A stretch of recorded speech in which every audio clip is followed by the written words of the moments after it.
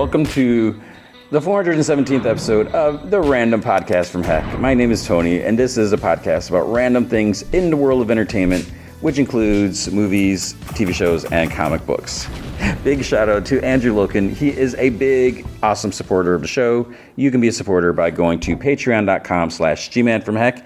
Any amount you can commit to will be awesome. If you commit at the Rick Jones tier or higher, you get access to the secret podcast from Heck, which is an additional 30 minutes of podcast entertainment every single week. Currently, we're still talking about Hobgoblin, the early appearances, the story leading up to the big revelation of his identity. I thought about putting a pause on that for maybe at least a week and doing an off of mine. But after the events of the last one, because it looks like a good stopping point, but the next couple issues there's a little bit aftermath with that. So I'm debating maybe combining two. We'll see. I don't know if people are sick of Hobgoblin or not, but I kind of want to get through all these, and we'll see. But if you can't commit to monthly commitment, you can also help out by going to coffee.com/gmanfromheck. You can buy me a virtual cup of coffee or 3. That's ko-fi.com/gmanfromheck. Okay, I am really bummed. I started recording. I didn't realize the memory card that I'm recording this onto was full. And I was like, it can't be full. I know I deleted, because I always remove old file. I have so much stuff. I have other files on this card that I should get rid of. It's basically old Comic-Con interviews. I don't know why. I have them backed up. I think I do, but I still have them on there. But I have enough to do the podcast, and I always delete those files because I don't need those. After whatever. What had happened is when I deleted it, I didn't empty the trash, so they didn't even though they were deleted, they weren't fully deleted. So I was on a roll too, man. And now I got so I'm bummed. So what's happening this week? Let's talk about it. First thing I want to preface this. I'm trying to remember what I said. School started this past week. Went back to school, back to teaching. And, I teach middle school math. A lot of work, a lot of prep. Especially beginning of the year, getting back in the swing of things, getting things set up, and doing all the housekeeping stuff. So I feel like I am not at 100% where I should be. Just I would say right now, Peacemaker season 2, I haven't even watched it yet. And I'm just going to have to be behind, which is kind of what I sort of been doing. I hope that is not a problem. I hope you're okay with that. I don't know what your viewing schedule is like. You probably have maybe more time to watch than I do because I'm teaching and doing this. But my hope is that by me being a week or so behind, that it gives you time to watch and then you can listen and whatever. And so forth. I hope it's not annoying. I'm on episode 5 and you're talking about episode 2 or something like that. Hopefully next week. Plus, I have a lot of shows that I'm already talking about, and hopefully we'll get through these. And I don't want to give up. I just struggle with what shows do you want to listen to? So one, I appreciate you being here, you listening, and everything, but it's not like the old days, and I just think times have changed. I don't get a lot of the feedback. And the Comic Vine days, it was boom, boom, boom. It was all the time. I'm assuming that maybe those of you who are still listening, you're not on message boards or social media as much as you used to be because things change. Your responsibility changes. You don't have the time. I don't have the time. I'm never on Twitter, X, whatever, or I post on Instagram, but I don't do threads. I don't do anything. I don't spend time doing that. Some people do. I would love to, because I enjoy just a conversation stuff. I don't have time to do that. So I don't really get the feedback. And I'm not sure, what these shows that I'm covering, I'm assuming maybe, people are listening to this episode, this show, so I just don't know. But if you ever, drop me a line on somewhere, and you know how to find me. It's G-Man from Heck pretty much everywhere. Yeah. So no Peacemaker this week. Oh, let's back up. The movie feature, not what I thought it was going to be. Last week, I think I said it was going to be Ron Howard's Eden. It's not playing anywhere. It's opened limitedly, which is crazy. Because who is in this movie? You got Jude Law, you got Vanessa Kirby, Pedro Pascal, maybe? He's in everything. I don't know if he's in it. Maybe not. I said Vanessa, maybe not. I wouldn't pick it because you got Vanessa Kirby. You got Ana de Armas. I feel like there's someone else. But I don't know a whole lot what the movie's about. I think I only watched the trailer like once. I was like, holy crap, I haven't heard about it. I want to see this movie. It's a Ron Howard movie, come on. But it's not opening around here. It is playing in the city in San Francisco. I just don't, for me to go into the city, it's going to take like at least an hour, if not more. And a lot of it is just the traffic getting into, because for me, unless I go to long way, through Oakland and the Bay Bridge or whatever, it's probably going to take a long time. There's going to be traffic there. But if I take the Golden Gate, there's always traffic on the Golden Gate. And it's just, it's a lot. And then driving in the city, trying to get through the traffic to the city to get wherever the theater is, and then find parking, pay for parking. And then, I really want to see it.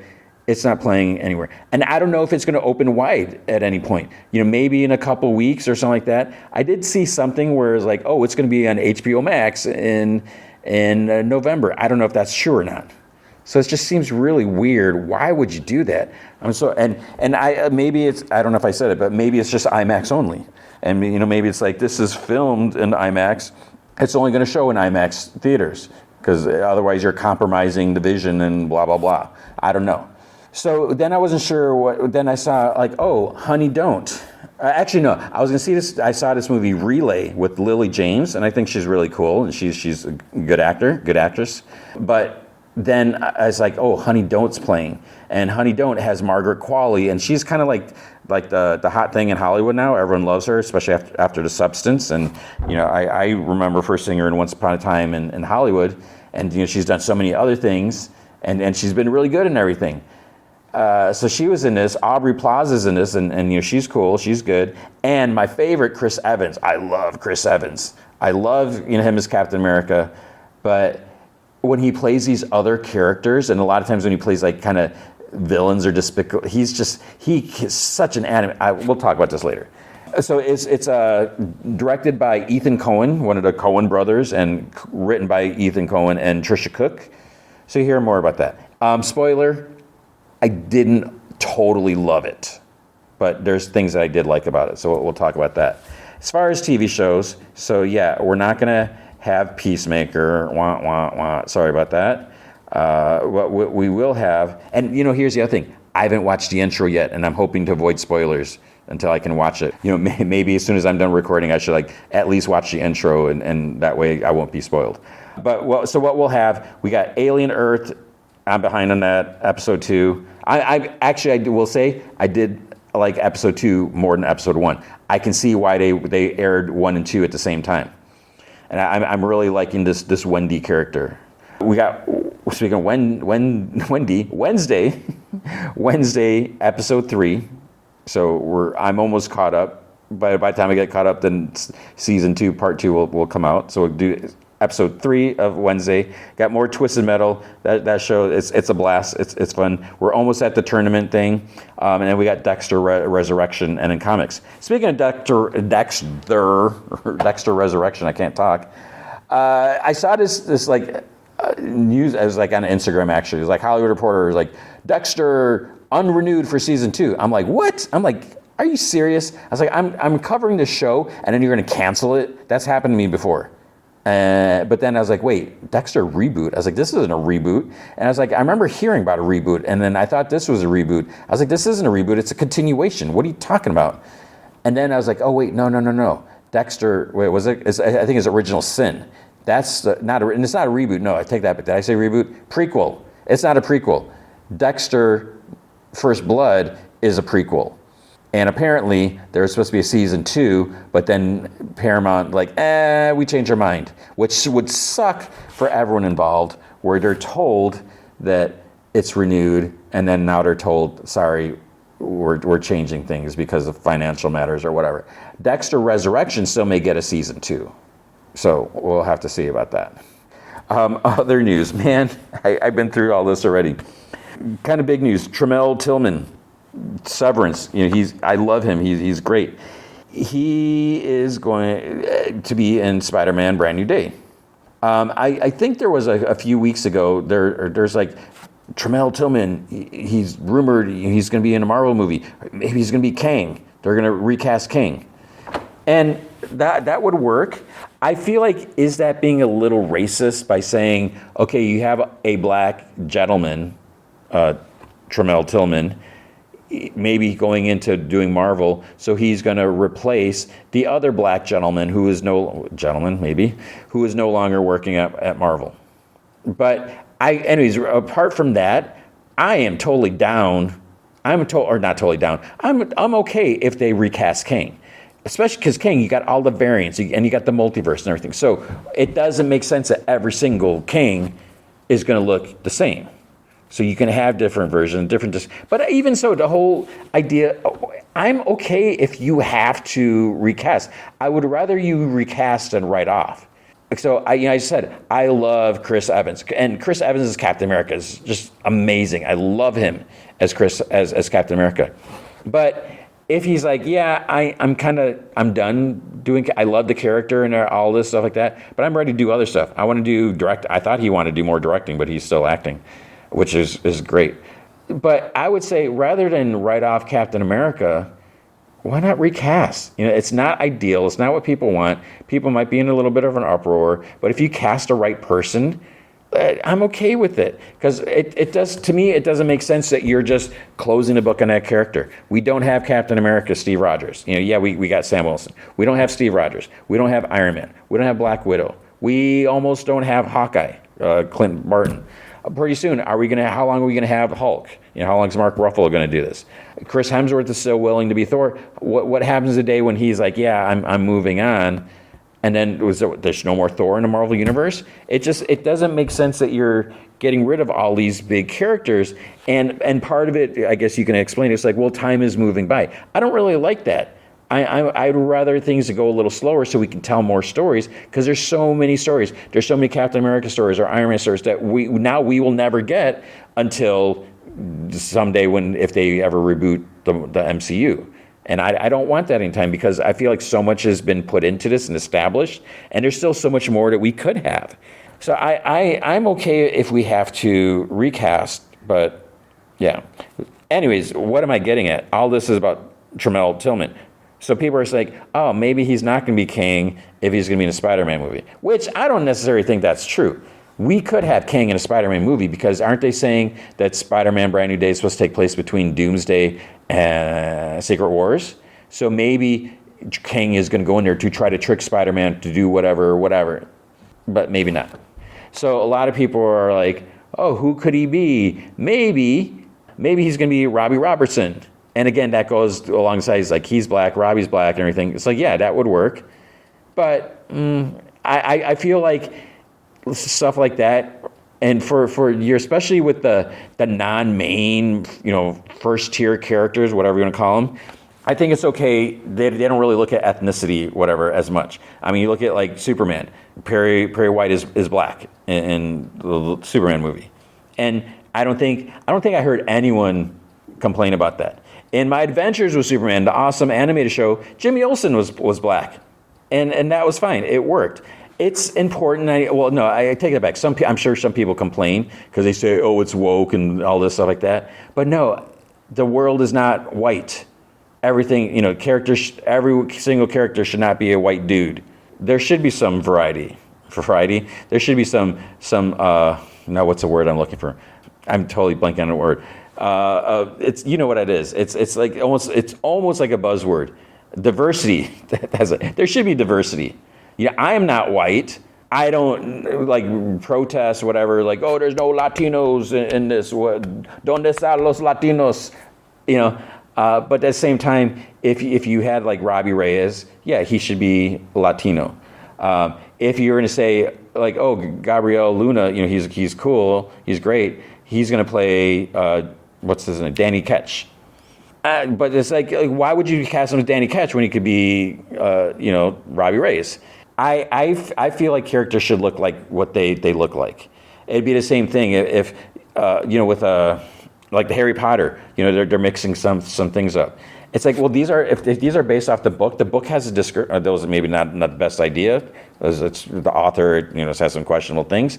But I feel like whatever the original thing is, except for the fact that since like a lot of this stuff is based out of the 60s and the majority of all the characters were white dudes or white women. So, there should be some change up. It's so hard. Yeah. So who is some people are saying maybe he was going to play Norman Osborn. And, Norman Osborn was black in My Adventure Superman, which is amazing if you haven't watched it. So that could happen. But then some people were like, maybe he's going to be Alistair Smith, or maybe he's going to be Molecule Man, Owen Reese, because, it has to deal with, tie into the Beyonder and all that. It's like, nah, that would be weird. So we'll have to see. I don't know. What about Margot Robbie? Is she going to be Harley Quinn? Are we going to see Harley Quinn in the new DCU since James Gunn has said, like parts of the Suicide Squad are canon and stuff like that? So maybe she still exists. Is she going to pop up any more time? She's been asked, and she's like, I've heard nothing. There's been no talk. There's been, according to her, maybe she's sworn to secrecy and all this. She says that she hasn't heard anything. She was asked, well, are you like getting sick of playing the characters, for so long and everything? And she's like, never. And part of it is because Harley is such a complex character, and she just has the fun, and she loves her. And I love her Harley Quinn. I would love to see more Margot Robbie is great. I would love to see more Margot Robbie Harley Quinn. Now I'm peeking at, make sure this is still recording. Because I talked about all this already.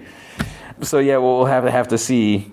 Where could she pop up? What about Clayface? That would be a good place. But I feel like that's not going to happen because Clayface has already been written and film or production. I don't think it started filming, but production has kind of started or whatever. So I think Margot Robbie would have heard something if they were going to have Harley in there, unless they weren't sure if they were going to recast or not.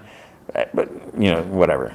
So it's not like Harley goes hand in hand with Clayface, but it could. Yeah, I don't know. We'll see. I just want to see Margot Robbie Harley again. I'd be totally down with that. Remember, there was this. There was talk of like Patty Jenkins was going to do a Star Wars movie. Like what? So now there's rumor that maybe Rogue Squadron's back in development, and okay, that'd be cool. I was never like yes, I want a Rogue Squadron movie. I would totally watch it. I'd be curious to see like what is the idea? Where's this going to go? Like what's the plan? How are you going to flesh out? What adventure? What are you going to do? I don't even remember like when it's supposed to take place, like what time period and everything. That'd be cool. It's weird though that this was supposed to happen and then it got like made. Just like okay, we're closed production. Stop. We're not doing anything more. Yeah, we'll have to see. And it's like, I guess it's a question of like, what is Patty Jenkins working on currently? Because, she was supposed to work on this. She was supposed to do like maybe Wonder Woman and stuff like that. And then, all that was like, just it ended because, regimes change or whatever. And maybe they're like, hey, Patty Jenkins, you want to come back to this? I'd be a little bitter. I'd be like, yeah, screw you. But then it's like, here's a check. And I'd be like, cha-ching, okay. But I'm sure while she was probably upset that things did halt for whatever reasons, and I don't know if it was anything that had to do with like, writer strike and or COVID or what it was. But I'm sure, she's poured some time and energy into this. And I would imagine she still is like, yeah, I want to do this. I believed in it. So let's make it happen. So hopefully. Well, Percy Jackson. There's some Percy Jackson season 3 news. Wait, what did I just say? Season 3? Yes, season 3. Where the heck is season 2? Season 2 is not coming out until December 10th, 2025. But they're already talking about season 3, which is good. That's a positive. That's great that they're already looking ahead. They're casting. There's been a couple casts, but one, I forgot who the other one was. The major one that I know, and I don't know if I've seen the other actress in anything, but Daphne Keane, you may know her as Laura Kinney in Deadpool and Wolverine and Logan and His Dark Materials, if you saw that. And what was she in something else? But she is going to be playing Artemis in Percy Jackson. So if you read the Percy Jackson books, you know who Artemis is. That's who Daphne Keene's going to be. And that's cool because I I mean, his Dark Material. I mean, she played a big role in it because wasn't that like 3 seasons, if not more. And I think there's a lot of potential with her. So I think that'll be cool to see her in more stuff. I hope we see more. I'd like to see more Laura Kinney, with her. So hopefully she'll be in Doomsday or Secret Wars or something. Spider-Man Beyond the Spider-Verse. When the heck is this happening? I guess kind of good news. They've started recording. It's like, what? Are you sure? Yeah, we'll see if that happens. But apparently that has happened. That's happening. But Phil Lord and Chris Miller, they are apparently going to be working on producing at least an Archie movie, an Archie Comics movie. So whether it's Riverdale, Archie, I don't know what they're going to call it. Okay, that's an interesting choice. I mean, Riverdale has been over for a little bit, and Riverdale got kind of crazy and all that. But I even though I haven't watched all the episodes, I would like to at some point because the show was a lot of fun. I think I really liked the cast. The one time I did talk to them, during season 1, they were all I don't want to say charming or whatever, but they were great. I was like one of my favorite press rooms, even though I didn't do necessarily one-on-one with them, but they were just so kind and gracious and everything like that, and just such positive energies. They're excited to be there and all that. I don't know how they felt towards the end because it was a lot of episodes they did and a lot of crazy storylines, but I enjoyed the show even though it's so bonkers. What will this be about? Now apparently Tom King is going to be writing. Okay, and there's a rumor that they're going with the Married Life storyline, miniseries, whatever, where there's 2 different Archie stories, where there's one possible future where Archie, blah, blah, I can't even talk. Okay, one story, he marries Betty, one story, he marries Veronica. So you can see what would his life been in both cases. That would be a weird movie, because it's are you going to go back and forth? Or are you going to tell the Veronica story and then chapter 2, the Betty story? I guess that would be a trick. How are you going to make that happen if that's going to be the case? But apparently that is not all.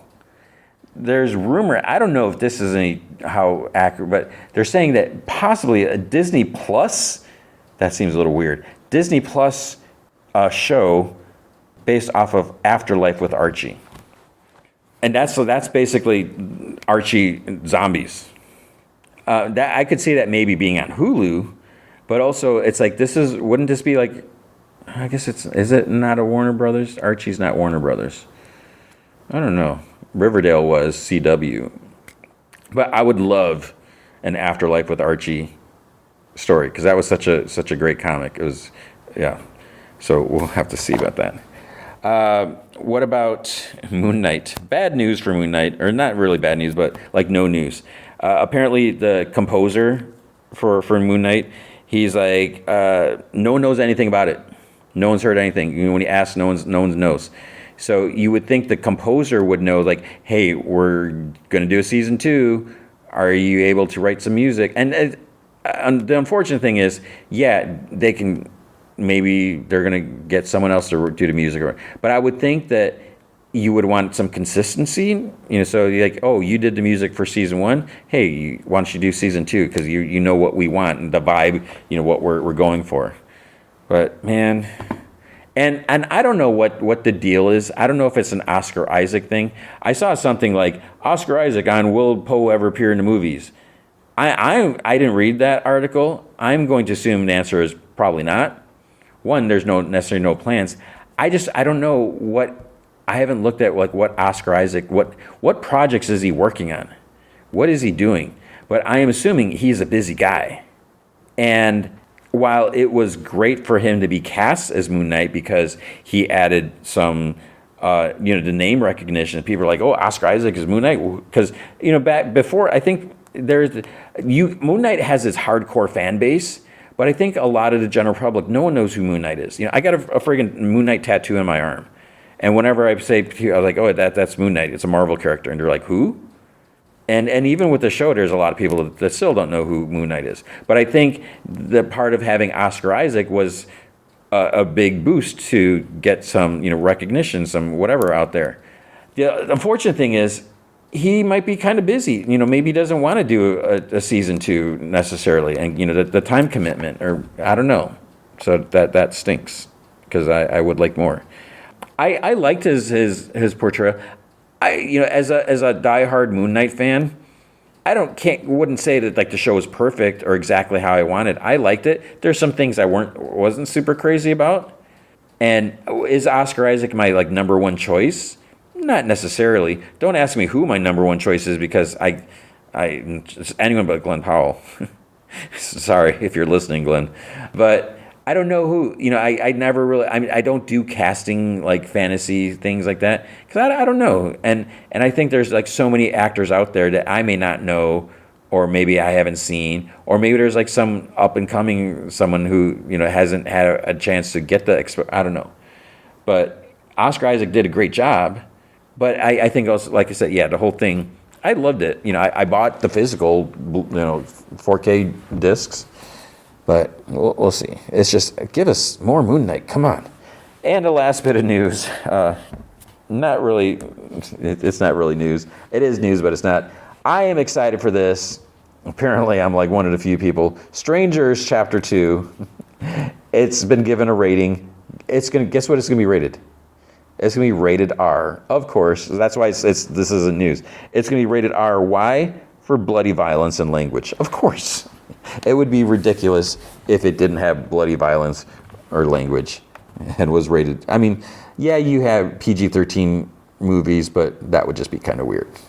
And what would also be kind of weird is if you stopped listening right now and didn't listen to the rest, because there's still so much more of the podcast, but that is the news for the week. Okay, with comic books.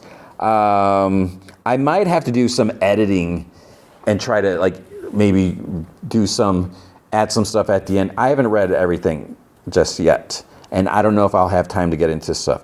So like there was, I think there was a Space Ghost and Johnny Quest maybe. I haven't read that yet, so maybe I can read it and talk about it later. We'll see. Magic of editing. I'm trying to think what else there was. I know there was like Thundercats Lost. There's maybe Terminator. I didn't read those. I'm behind on those anyways. But I know there's some other stuff. At Image, there was Exquisite Corpses number 4. So this is I feel like I'm describing this all the time. So Exquisite Corpses is the story where we have all these people, they kind of purchase a town and then they fight. There's 13 families, and they try to, who's going to rule the country, because it is not the president or whoever. It's one of these families that run things, and so we have all these different assassins. They're all, doing different, it's crazy. And I think it's kind of cool, like all these characters, all these different killers, these assassins that have been created, and then, they're going to just start fighting each other. And some of them, it's like you're going to see them one time and then they're going to get killed.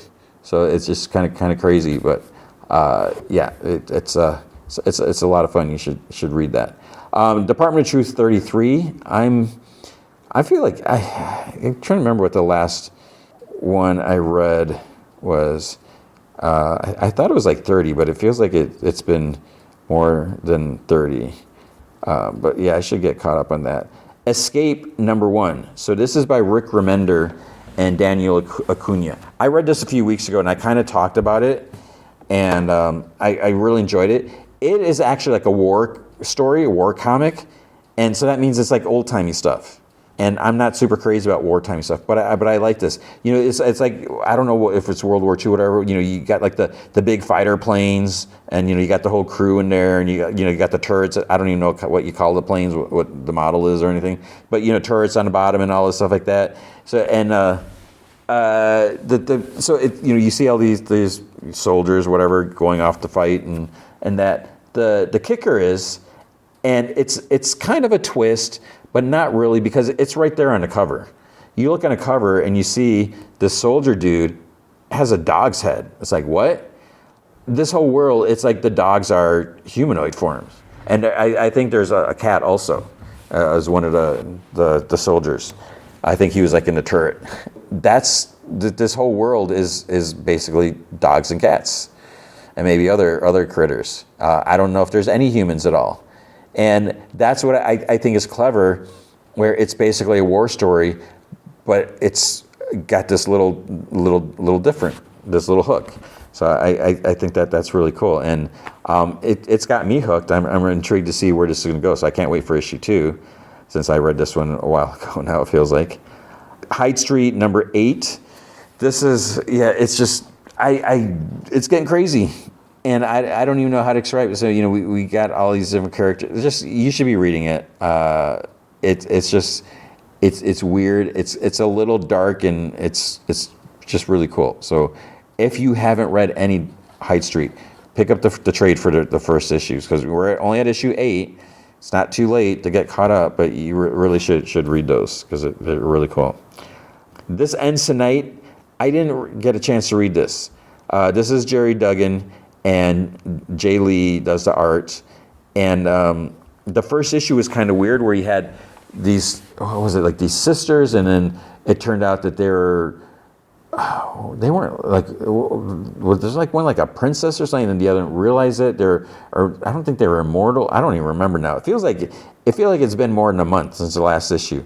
But then it had like a weird twist ending as well.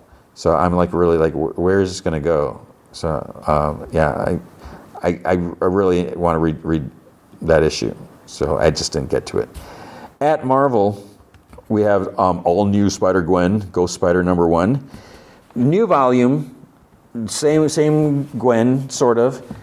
She has a slightly different costume now. So, like her headpiece is black instead of white. She's still got the purple and white. Apparently, she no longer has a symbiote spider suit anymore.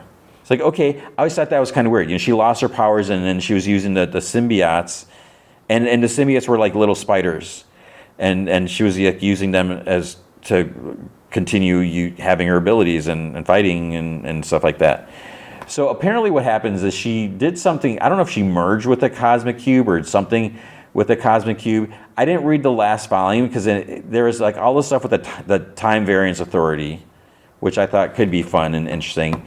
And then there's like stuff like her out in space, and she had a really cool like space suit. It was a really cool design. And and Loki was involved. So I was just like, okay, this is just like so not Spider-Gwen. I'll just wait till this arc is over, and then now that series was over, new volume, which makes sense. So now she is back. She's in the 616 universe, and somehow she brought her dad along. So that's just kind of weird. They're saying goodbye to all their friends. So she doesn't have the Mary Janes, her band, to play with anymore. And what I'm curious is, like, what is her dad going to do? Because Captain George Stacy, he's, R.I.P. He's gone. So if she uses Cosmic Cube, and I don't know, did she like use it to reset things? And did she like establish like credentials for herself and her dad? I don't know. And I don't know if this was explained in the last issue that we saw of her. But she's back, and that what's his name? I don't think his name is Black Tarantula's. Black Tarantula's son, he's still here. We saw him in the beginning of one of the last volumes. So we'll have to see. But there's like a killer going around, and a lot of people die in this one issue. It's not like oh, this person. It's like multiple deaths in one night, and that's gonna be a problem. It's Spider-Man, Amazing Spider-Man number 10, and this is Legacy 974. The brutal side of the Amazing Spider-Man. So what we had recently, Spider-Man fought that Hellgate dude, got really, really beat up, and then he just kind of stopped being Spider-Man for a bit. He's like, I lost. I'm just not going to do it anymore. I'm going to work and stuff like that. Things were starting to get messy. And, we got Shocker of all people getting amped up, doing all this stuff, and Spider-Man's like, nope, I'm not going to do it. But then he gets pulled back into it, of course, as he always does. But then we're seeing he's like no more Mr. Nice Guy, and he's getting hardcore and like beating the crap out of people, and he's designing a new costume. He's got like stronger webbing that takes even longer to dissolve. And so if he webs up some villains, they got to sit there and wait. And yeah, so but he's being brutal. And it's to the point where like Black Cat's noticed, and she's like, "Dude, what's going on?" And it's like he doesn't even acknowledge her. So it's just like, wait, what bug spider is up your butt? And then I will say something crazy happens at the end, and it's like, what the heck is going on? What is going on? That's what I want to know. Speaking of Black Cat, we got Black Cat number 1. This was, I like this, and this is kind of going along with, sort of in tangent with Spider-Man, because she's like, oh, Spider-Man's like off. He's not so.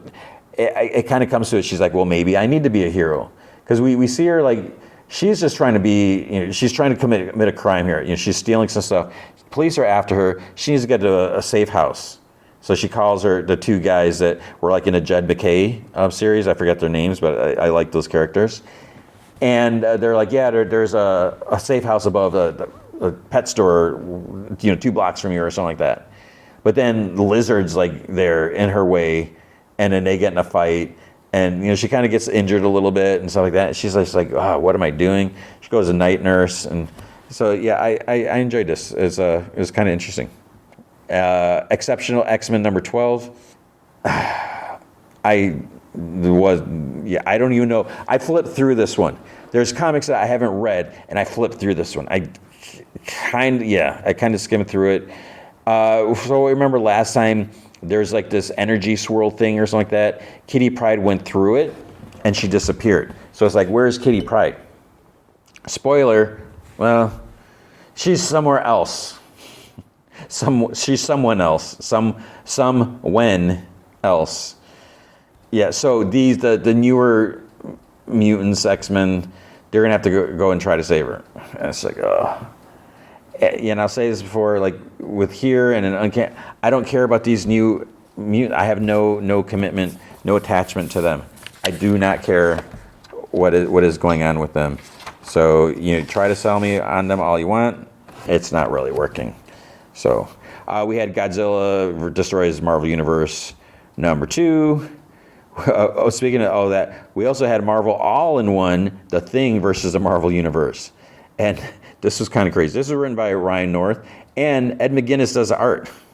So you should check this out. He is fighting everyone. Everyone is trying to kill The Thing. It's like, what is going on? All I'll say is he's like, he returns, was he in a space mission? He comes back in like a ship. And then when he lands, like the Fantastic Four is like trying to kill him. And then like other people, like Iron Man comes, and it's just like, it's just crazy. So The Thing trying to fight everyone. That's all I'm going to say. You should check it out. Imperial number 3. I guess we see, I don't know, was it a big reveal, I guess? I guess it was. Like who is behind all the planning and stuff like that? We saw someone wagering with the Grandmaster, the Game Master. And it's not a character I care about. I'll just say, spoiler, it's a character that exists already. But there's some other stuff going on with Nova, some big stuff there. And, they're still trying to figure out, everyone, it was made to look like the Wakandan Empire, Space Empire, whatever, was involved with all these assassinations and everything like that, but that's not the case.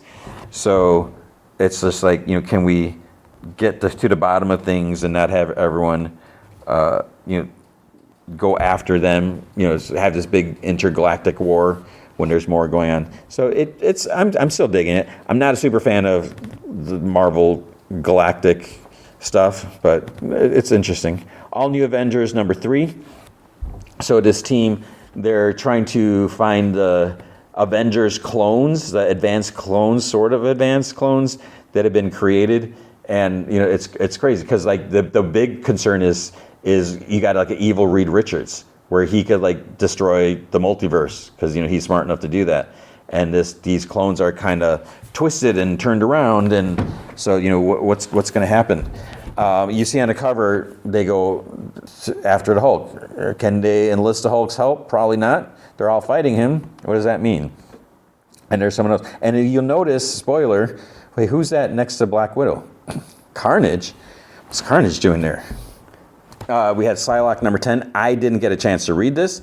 It's weird. It's like, why is she in a white outfit and white energy and everything like that? So I'm enjoying it. I mean, I really like Psylocke. I like Quanon. Obviously, I have more of an attachment to Betsy, but now, Betsy's Captain Britain. Is she even in any comics now? I don't think she is. But I'm intrigued with Quanon. I feel like this story arc's been going on for a long time. So I'm hoping things get wrapped up soon. But I'm curious what's going on or going to happen. So I need to read that. Spider-Girl number 3. I'm kind of interested in this. I don't really know where it's going. I don't really know the point. Like, why is she calling herself Spider-Girl when she has nothing to do with spiders? She's a mutant. So I don't know. Star Wars number 4. There's a lot of craziness happening here. It's just like, and it's cool because, we got Leia, we got Luke, we got Han, in different things. And Mon Mothma's in here. And, this is like after Return of the Jedi, trying to build the Rebel, the New Republic. And, there are certain areas, regions that are like, no, we don't want to do that, and they want to do their things. And you see on the cover, there's stormtroopers, so there's still people loyal to the Empire, and they're trying to fight like what the Republic's trying to do and everything, and setting traps or betrayals. And so there's just like, man, like left and right, things are not going according to plan. So there's some interesting things happening here. We got Ultimate Black Panther. I have no idea what's going on there. There's Venom, Black, White, and Blood. Nope. Vision, Scarlet Witch.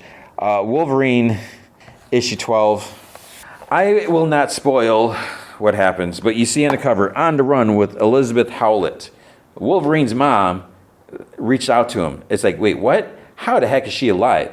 And he's like, no, this can't be right. He goes there, but she's there. Sabretooth is like being a jerk and, being Sabretooth. And so Wolverine is like, Mom. And he's like, he's like kind of doesn't know what to say, because he misses his mom, obviously, even though it's been so long. And just like the way things ended, the way she died, he thought she was dead, but she's there. So last issue, there's this like big thing that happened at the end. I hated it, and I still hate it. So we get more of that and everything, and then I guess it's over. This wraps everything up, and I'm just like, yeah, I don't know how I feel about like oh, Wolverine's mom is alive again. It's like, wait, what? Is that something we need? Is that something that we want?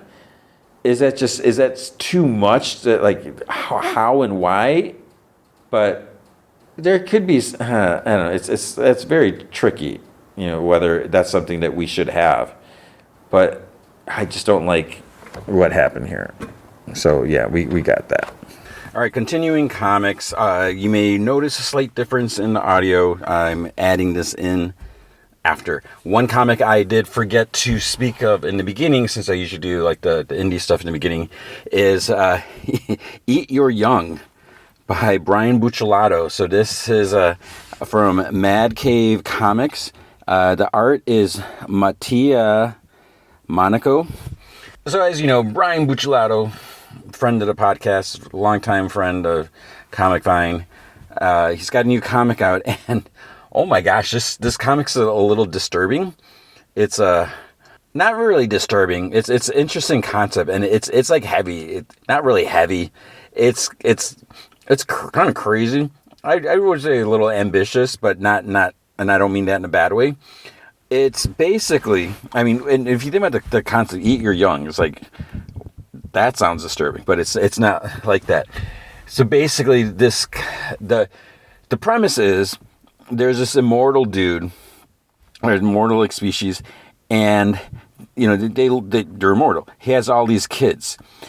The way you are immortal is if you are the alpha, and in order the way you become an alpha is you have to kill. Like basically, there's this dude. One of his kids, if they want to be the next alpha, they have to kill him and drink his blood, type of thing. And he's to the point where he's like, okay, I've been alive for so long, I actually want to just announce my heir. I'm tired of the violence and the bloodshed. I don't really want that. I want to name an heir. But obviously, all his kids, or not all of them, but a lot of them, they're like, well, I want to be it. I want to be it. I want to, so it's going to be interesting. He has this kind of like big dinner with all his kids, but then there's something that happens in the beginning with one. There's this little twist, and that's going to kind of set things into motion because not everyone is necessarily on board with, yeah. So it's pretty interesting that, I don't know like where this is going to go, but what I think that this is cool is that it is something different. It's not a superhero comic, and just the fact that it's a whole different concept. You got this species of immortals, and then there's this like the certain time. There's something. It's like the Centurium or something like that. Basically, like I think it's like every 100 years or something like that. There's like a month, or maybe it's like 27 days, 28 days, 27 days, where there's this opportunity comes. There's this window where you can change. So it's to check it out. I actually since I didn't visit a comics or anything like that, I bought it through the Kindle app through Amazon because it's like, how do you buy digital comics nowadays? So that's where I just, it's not ideal like on Amazon the way but it's there. I read it, so check that out. It's definitely worth seeing. Now the other one, I think I may have mentioned it earlier. I didn't read it, but now I read it. Is Space Ghost and Johnny Quest.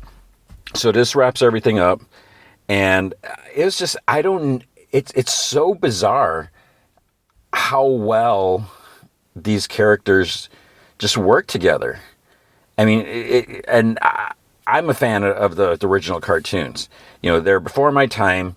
Somehow, I saw repeats of them or whatever, and it was just a lot of fun. So just the whole premise of this, now that it's over, I would imagine there's going to be a trade paperback put out for them unless you're going to read them digitally. But basically what ends up happening is like the kids switch. So Jace and Jan, they end up on Earth with Dr. Quest and Race Bannon, and then Johnny and Haji end up in space with Space Ghost, and Bandit and Blip they switch too. So it was a lot of fun. And while I would say like the stories, I don't know if I would say the threats were kind of limited because Space Ghost and then they were like kind of all over the place, but it was just I definitely recommend it. And what I'm noticing, I'm not really looking forward to the next part. There's a lot of the DC books that I just didn't like, or I just didn't enjoy, and I question this. I've questioned this before, where there's like certain, and it's not just DC books, but every once in a while, I just read it, and I'm just like not finding it interesting anymore. And years back, even like 5 years ago, 10 years ago, it's like I was like enjoying everything, and I'm just lately. I just like, I'm reading a lot of these and I'm like, what's the point of this? It's no longer as fun for me as it used to be, and it could, I honestly hope it's just me and it's not just the state of the comics in general. There's a lot of, comics that I'm enjoying, but yeah, it's just, there's just a lot that it's just not doing it.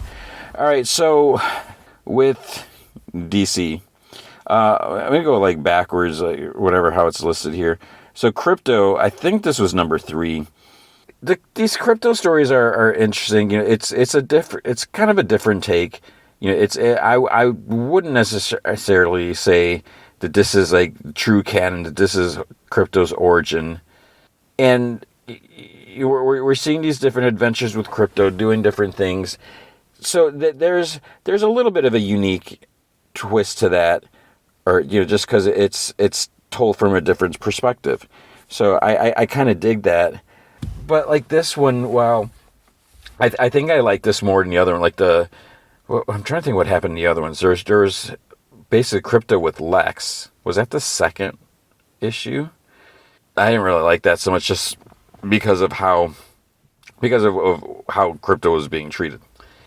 Here, Crypto's kind of being heroic here, and so it's like a feel good story, but man, I don't know if I'm just getting skeptical or what, but I feel like, and there's like some other issues. I feel like, man, is there like a mandate out to try to make these feel good stories, to try to say like, oh, we're taking comics to the next level. We're making it more mature. It's not just, superheroes fighting supervillains, and so I just feel like it's too forced, and I could be totally wrong.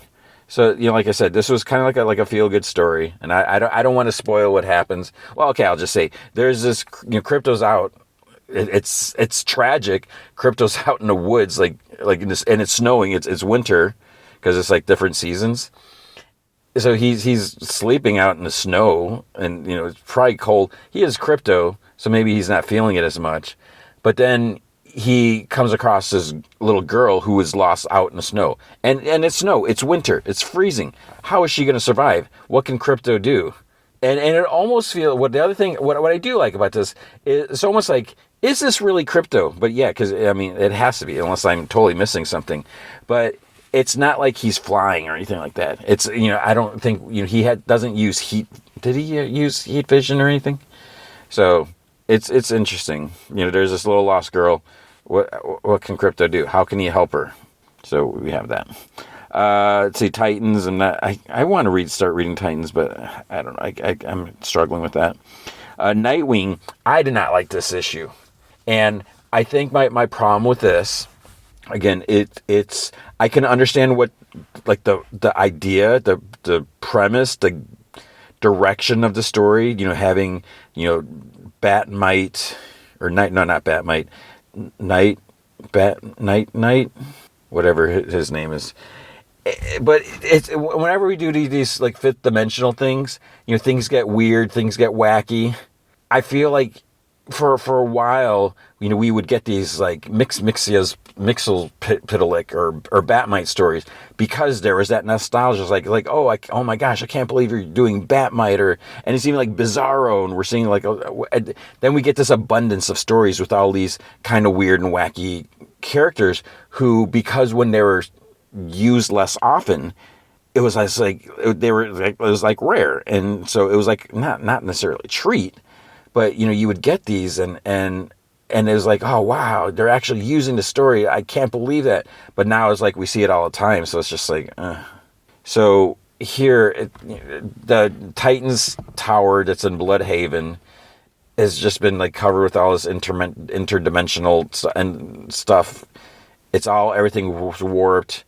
There's this kid that became infected and changed, and Nightwing's in there, and I'm just like reading it, and it's just like, man, I just don't care, and I can't. Well, I guess that's not true.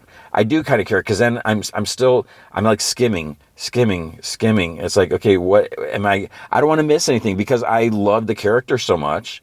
I want to know what's going to happen, but I'm just struggling with the story. What else was there? Batman and Robin, year one. This is interesting. This is one of the Mark Waid books that I like, and it's weird with the Mark Waid books. I have huge respects for Mark Waid. He's a brilliant writer. It's weird though. I love that he's doing so much DC stuff, because he wasn't for a while, and the stuff that a lot of what he's doing is just amazing. It's so like classic. And with the Batman and Robin year one, I'm loving it. But what happens here, it's almost like it's frustrating, but it's something that, we need this to happen to cause a problem, to have a dilemma, to move the story. Otherwise it would just be boring if everything is perfect in there. So, and it's also like that, just the idea of what's like, we have Clayface in here, and they're kind of taking Clayface to the next level, which is weird if this is like year one. But there's just a lot of stuff, and the way they're using it and how it's used against Batman in a sense is kind of, I don't know if I'd necessarily say brilliant, but it worked. I mean, it's like, okay, Two-Face and whatever, they had an idea. It's, yeah, Batman and Robin, they kind of have their hands full. So it's like, how are they going to get out of this? But then we have World's Finest, also by Mark Waid. I couldn't read this. And, you know, and here's the thing. If you know me, I really like Bizarro. I think he's, you know, such a interesting and you know, cool character. But this was when we hardly ever saw him. And then it's like, wait, which version of Bizarro do we have? You know, is he a clone? Is he an alien? So here we get, I feel like the unfortunate thing is I feel like we've had so many Bizarro stories just like recently. It feels like it. Maybe it hasn't been as many as I think. But we're seeing, and we got you know, Superman, Batman, Lex Luthor. We're seeing Bizarro versions of everyone. And as I start reading it, I just like, I don't care. I don't care how the story ends, you know. And the only thing that I care about is anything going to happen that is going to carry over into like the next issue or something like that. Otherwise, you know, if it's just the story, just like if it's just contained here, then whatever. I don't care. Do what you want. Maybe some people like it. Great. But it's just, it was just a struggle for me because, again, I feel, and while it may have been a little different than some of the other Bizarro stuff we've had, it's just, for me, it's just too much. It's just like we have, you know, Joker. It's like, no. And I apologize. I don't know if it's because I'm recording this now late at night. You know, so much. I did the entire podcast. Spoiler. I recorded everything before. Now, and then what I did after that is I went and you know, I read all these. I read the Johnny Quest Space Ghost comic because I had read Eat Your Young before. I just forgot to mention it. But I read the Space Ghost Johnny Quest. Oh, that's another one. There's one more I remember. And just as DC books, it's just, I don't know what it is. And I don't know if it's like, it's past my bedtime and cranky old Tony is not happy. All right, what else did I read? Wonder Woman. It was actually the first DC book I read tonight, this week. It's still this, was it Mouse?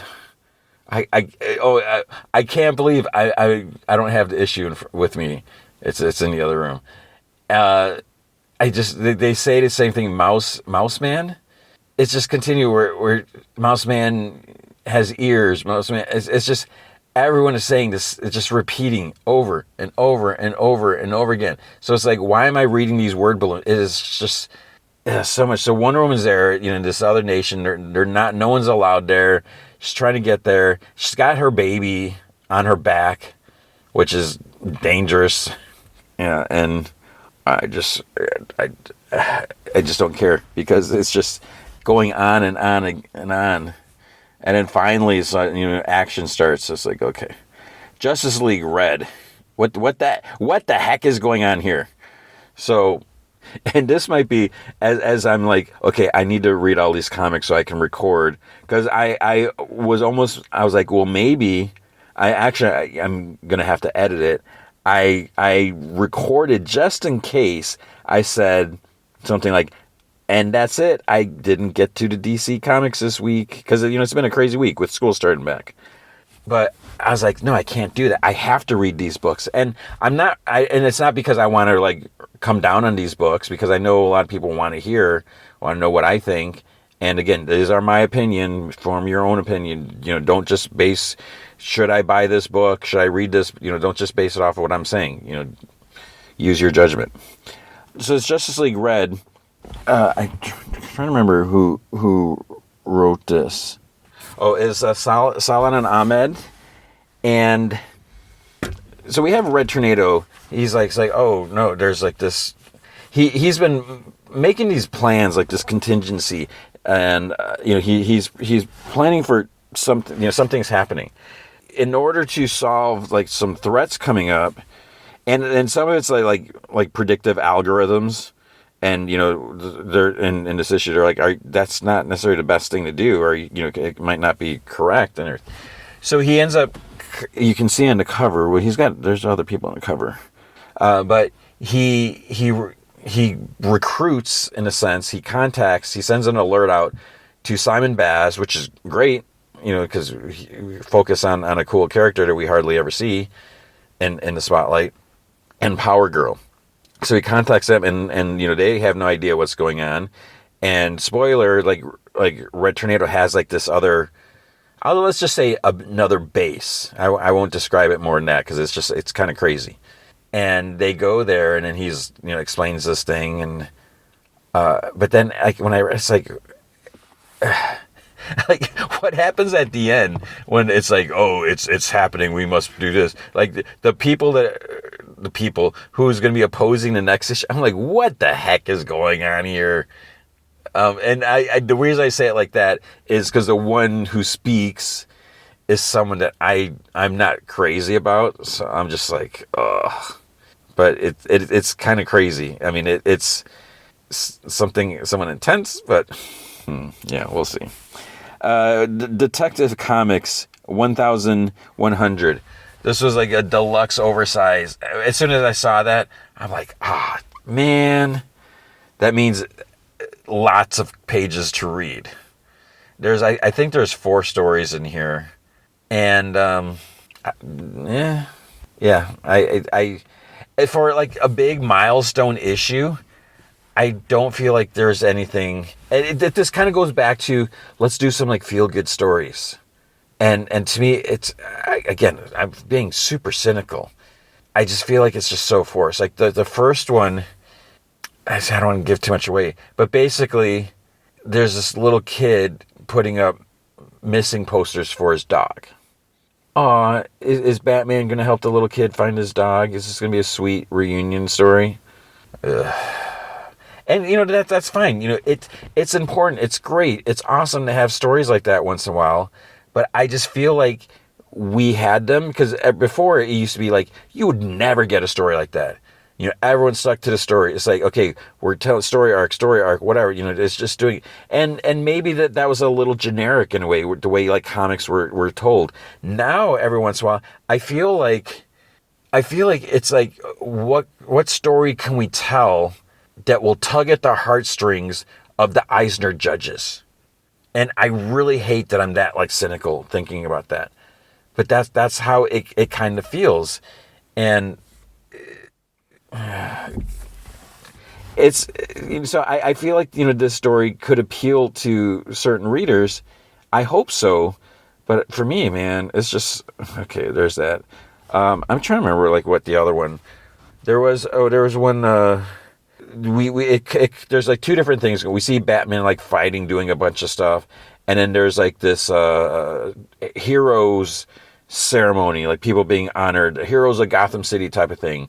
And like, Bruce Wayne is supposed to be there as, he's a rich donor. He wrote a check to this whatever organization and something like that. So it's kind of like, he's not going to be honored because he's just Bruce Wayne, rich, playboy douche. So it's like, okay, there's that. There was one, so the first story was by Tom King. There's Mariko Tamaki. I think she did there's a story between these 2 doctors. They're doing all these surgeries in the ER, and basically a lot of the patients are criminals getting beat up by probably like, since it's Gotham, I'm assuming by like Batman or Batman and Robin, maybe just Batman in the story this night. And, this newer doctor, I think it's been there like 7 months, is saying how, they keep, and I think like one of the things she says is like, one of these days, one of them, quote unquote them, like one of the heroes, they're going to hit someone too hard and basically like, like kill someone. But then there's this other doctor who's been there longer, saying, she's talking about like, it used to be, there used to be this whole other thing, there's a lot of like, what do they call it? Guns and Knives Club or something like that, where like a lot of the injuries were like serious. And it was even like that the police weren't a help because the police were like half the problem, just one thing. But then when like Batman came, things started getting better. There's still other injuries, there's still death and stuff like that, but it's just, it's getting better. And then I feel like there's one other story. Oh, was it just like a lot of text? I ended up not reading that. Let's see, what else was there? There was Flash, Absolute Flash. I didn't read that. Superman Unlimited. I didn't like this. It's basically Superman turns into a man-bat. And it was just like, it's kind of silly. You got Jimmy Olsen. You got a gorilla from Gorilla City. But... and someone else gets turned into a man-bat, and it's just... And then there's the last DC one was Absolute Batman 11. Holy crap. Did I read this right? Because one of the things Scott Snyder is good for is writing a lot of prose. It's like text, word balloon, or word, text box. So you get your money's worth. There's a lot to read. It's not like, it's just not going to zip by. There's a story in Detective Comics where there's like no words, but it fits with that. There's a lot to read. So for me, sometimes, especially now, it's like, I need to read this. I was like, I can't read all this. And it's not that I can't read, I don't want to read, but it's like, there's just so much.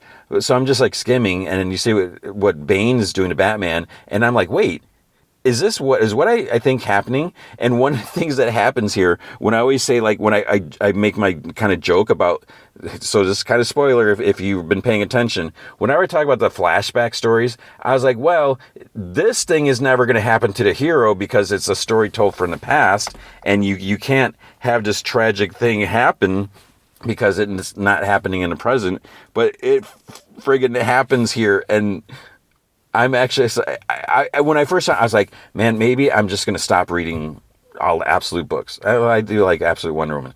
But after reading this, it's like, I need to see what would happen next.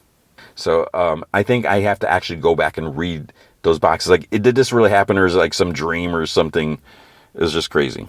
The last book I read, G.I. Joe number 10. I almost forgot about that. I did read that. I forgot to read it earlier. It's basically Baroness and CoverGirl. They're being held captive by Major Blood, and he's forcing them to fight. He's mad at Baroness because she shot out his eye. Her parents are being watched and threatened, and he tells like CoverGirl's like, take her eye out, because she's like winning. So they're like fighting, and things kind of escalate there. There's stuff with Clutch and the Autobot. And then there's other hiccups happening. Yeah. And I don't want to spoil anything else. But that was good. So see, it's not that I don't hate all comics, or I'm not happy with all comics. But yeah, there's just some, I don't know what it is. It's time for me to go to bed. That is going to be comic books for the week. I think that was everything. I hope that was everything. All right, Dexter Resurrection. Season 1, Episode 6, Cats and Mouse. Oh, so this, I'm going to say it right now, the ending totally caught me off guard. I was like, what the heck? They got me.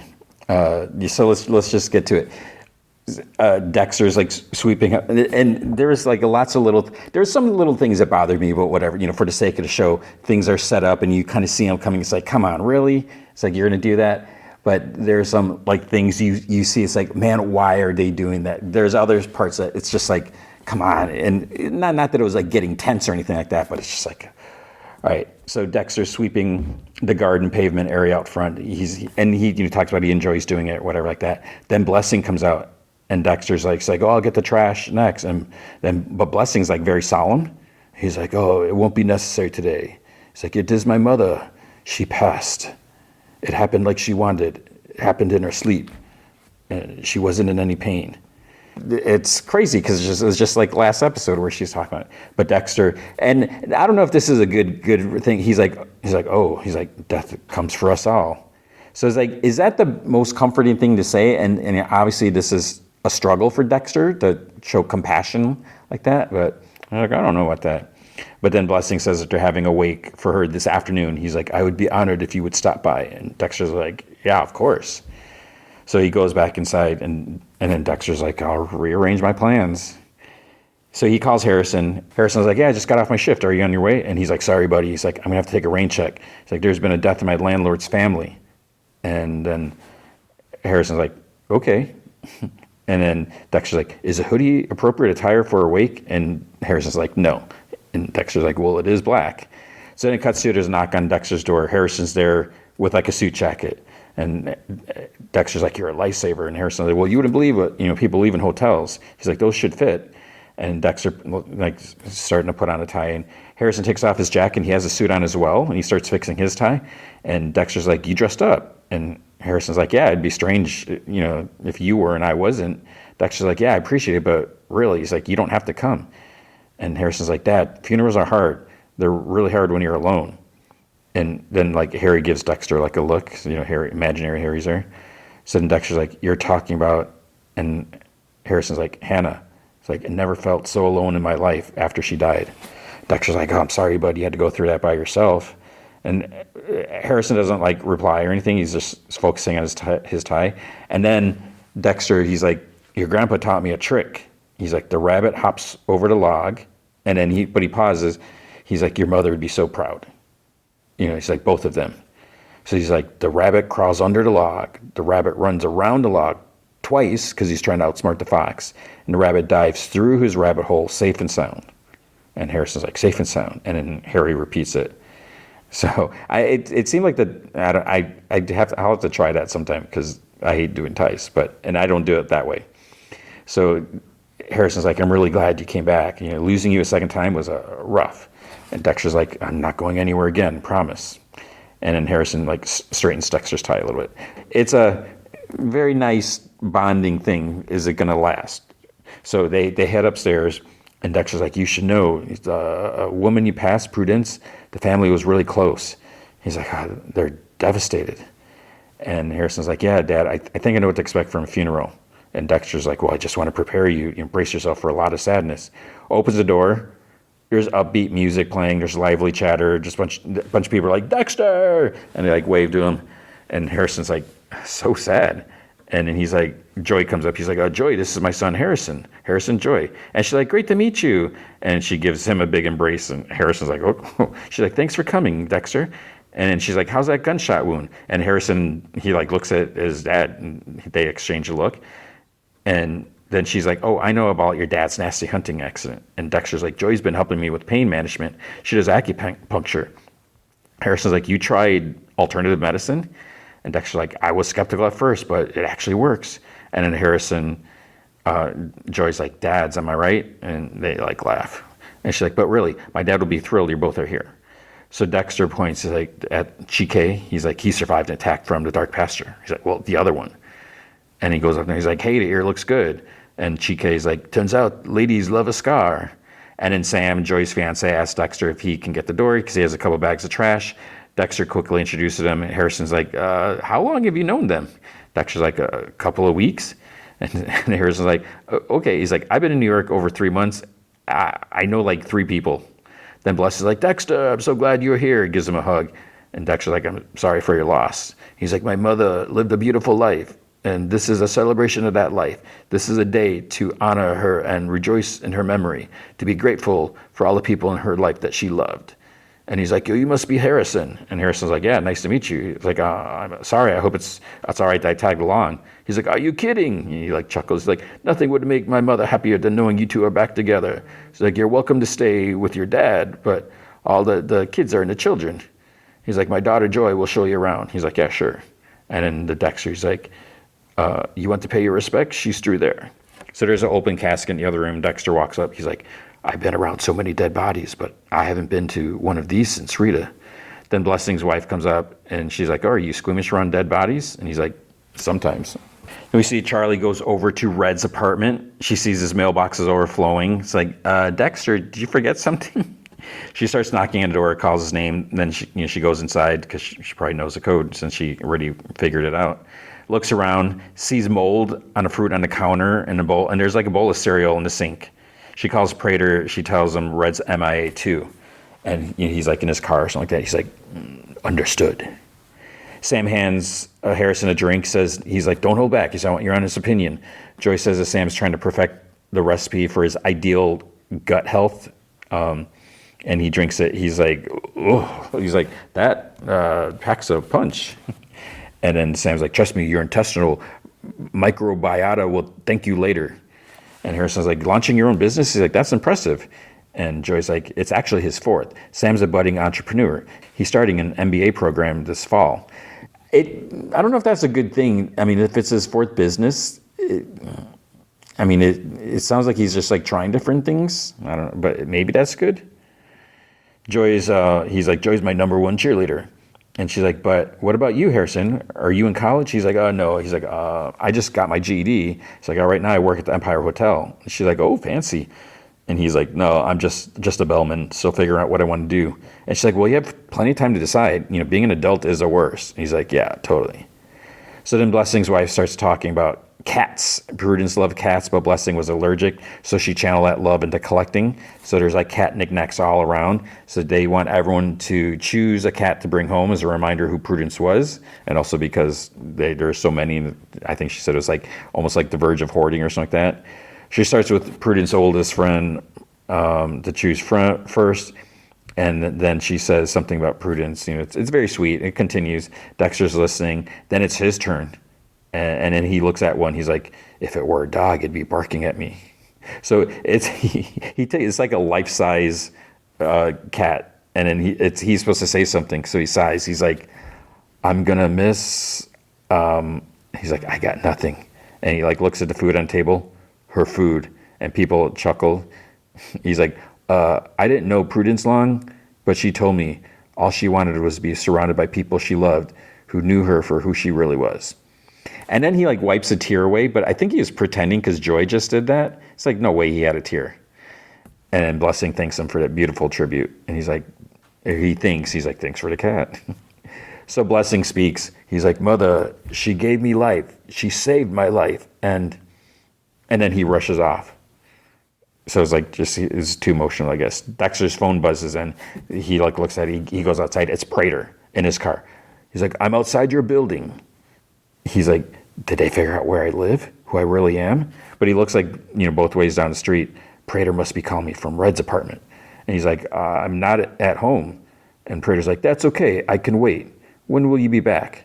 Dexter is like, thinks about it. And he's like, never, actually. I haven't been back there since Charlie broke in. I prioritized my anonymity. You figured out my home, my job. So I left both.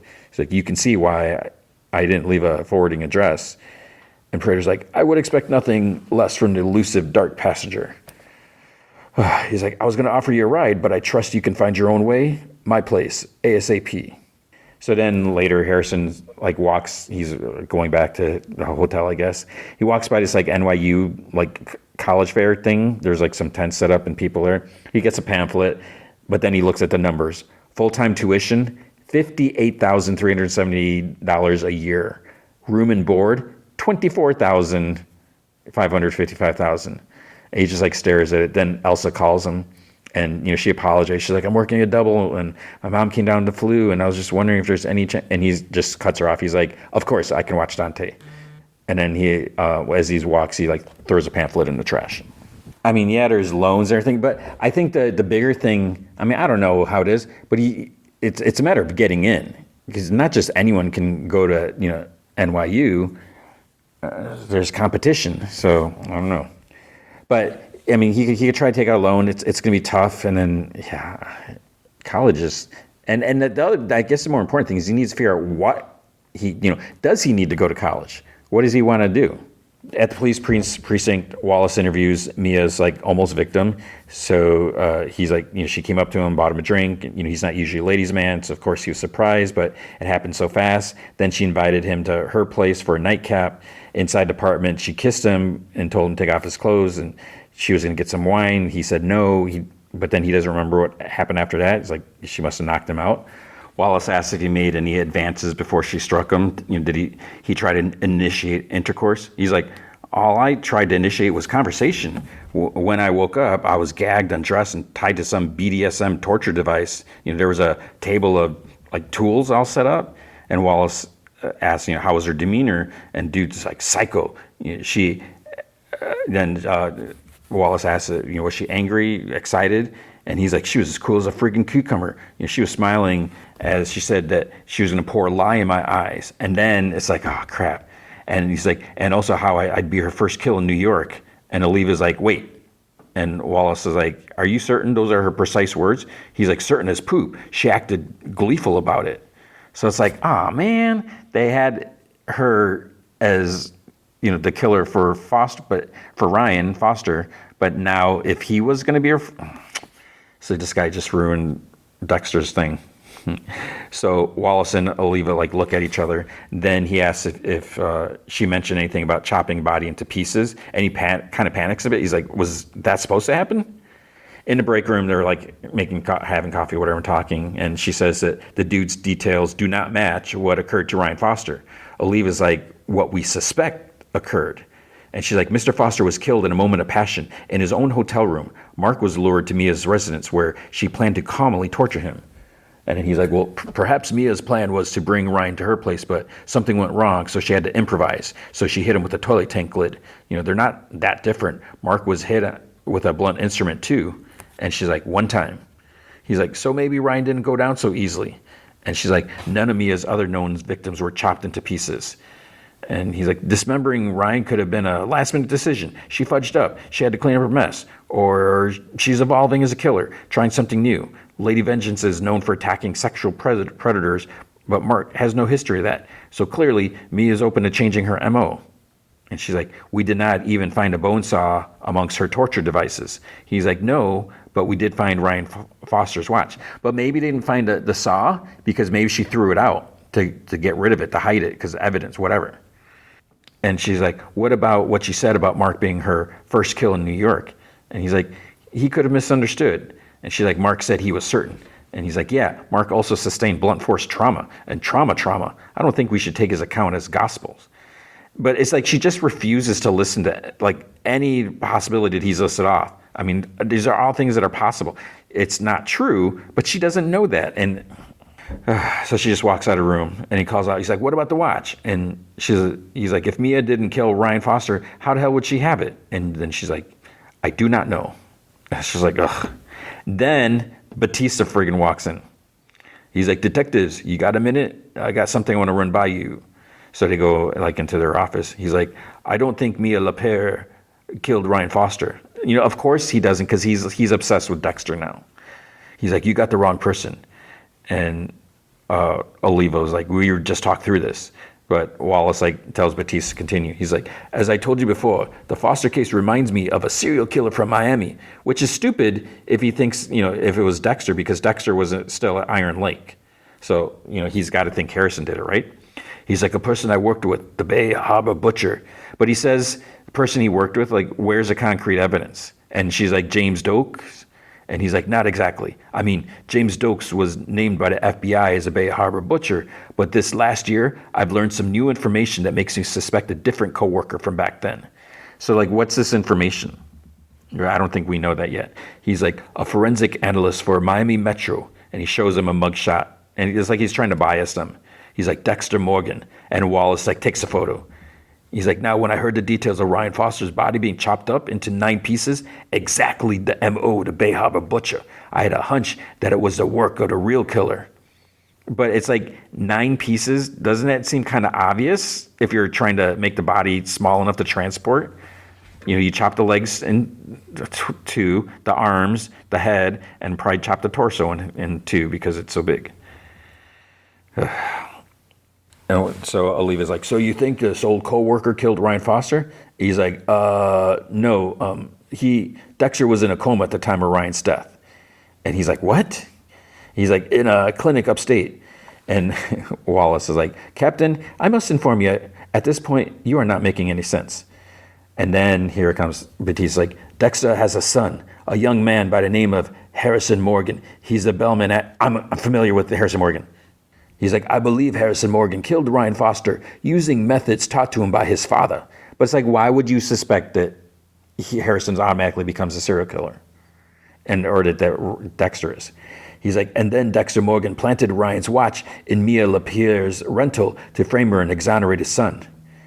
It's like, say, so all that is true, but it sounds so absurd, because it is. So Oliva's like, how would this Dexter Morgan even find Lady Vengeance to make this whole elaborate plan possible? And he's like, simple. It's like, yeah, right. He's like, the Bay Harbor Butcher was known for hunting and killing other serial killers. And he's like, but he didn't kill her. But he's like, right, but, and then Wallace like, what is it that you want, Captain Batista? He's like, I know you're on the list to talk to Mia Lapierre after the FBI. And Oliva's like, yeah, us and a dozen other homicide units from across the country. The line is long. He's like, yeah, let me tag along. All I need to do is show Mia Dexter's photo. And if she recognizes him, I'll know I'm onto something. But it's like, why does he have to go along? You know, they could easily, he's like, here, show her this. But it's like, why does he want to be there? He's like, he's so hungry. Is he a fan? He's a whatever. He's like, we all have that one case that haunts us. And then this is like stupid. He points to New York Ripper newspaper on a bulletin board. There's an article there. But it's like, how would he even know that haunts Wallace? Because I don't think she mentioned it to him. Like, has he been stalking her, knows that she was involved and she's still hung up on it, whatever? It's like the one that we can't let go of until we get it right. The Bay Harbor Butcher is that case for me. And Wallace like, we have an appointment with Miss Lapierre in the morning. You may come along and bring your photograph. Al, the ponytail killer guy, he's at a table at Prater's. He's eating. Dexter walks in like he's still in the suit. And Al's like, oh, no one told me James Bond was going to be here. He's like, you clean up good, Red. And he's like, Prater called me in the middle of a bike tour at Central Park. I didn't have time to change. That's why I'm sweaty. Dexter asks if there's any idea why it's so urgent. And Gareth is like there. I don't know if Dexter knew that, but he's like quietly sitting in a chair in a corner. He's like, isn't it obvious? Al says it's a shame what happened to the Mamma Mia, arrested, breaks his heart. And Prater comes in. He's like, everything is going to be fine, boys. What happened to Mia is unfortunate, but it won't prevent us from enjoying the rest of our time together. Gareth is like, I would like to know what measures you are taking to ensure our safety. Al's like, where's Lowell? Prater says they were unable to locate him. And Gareth asks, he's like, what the fudge does that mean? Prater says that he cut off communication. Charlie's looking into it. And Dexter thinks like she's going to be looking for a while. Gareth's like, do we know if Lowell was arrested too? It was no secret that Mia hated him. Maybe she ratted him out. Dexter's like, maybe he got spooked and skipped town. Al's like, well, Lowell's no shrinking violet. Dexter's like, hell, I live here. This makes me think about leaving. Gareth's like, exactly. I, for one, do not trust her to keep her mouth shut. Al's like, what do you mean by that? Garrett's like, I am at the top of the FBI's most wanted list, Al. Mia could trade on my notoriety to make a deal. And Dexter's like, someone's full of himself.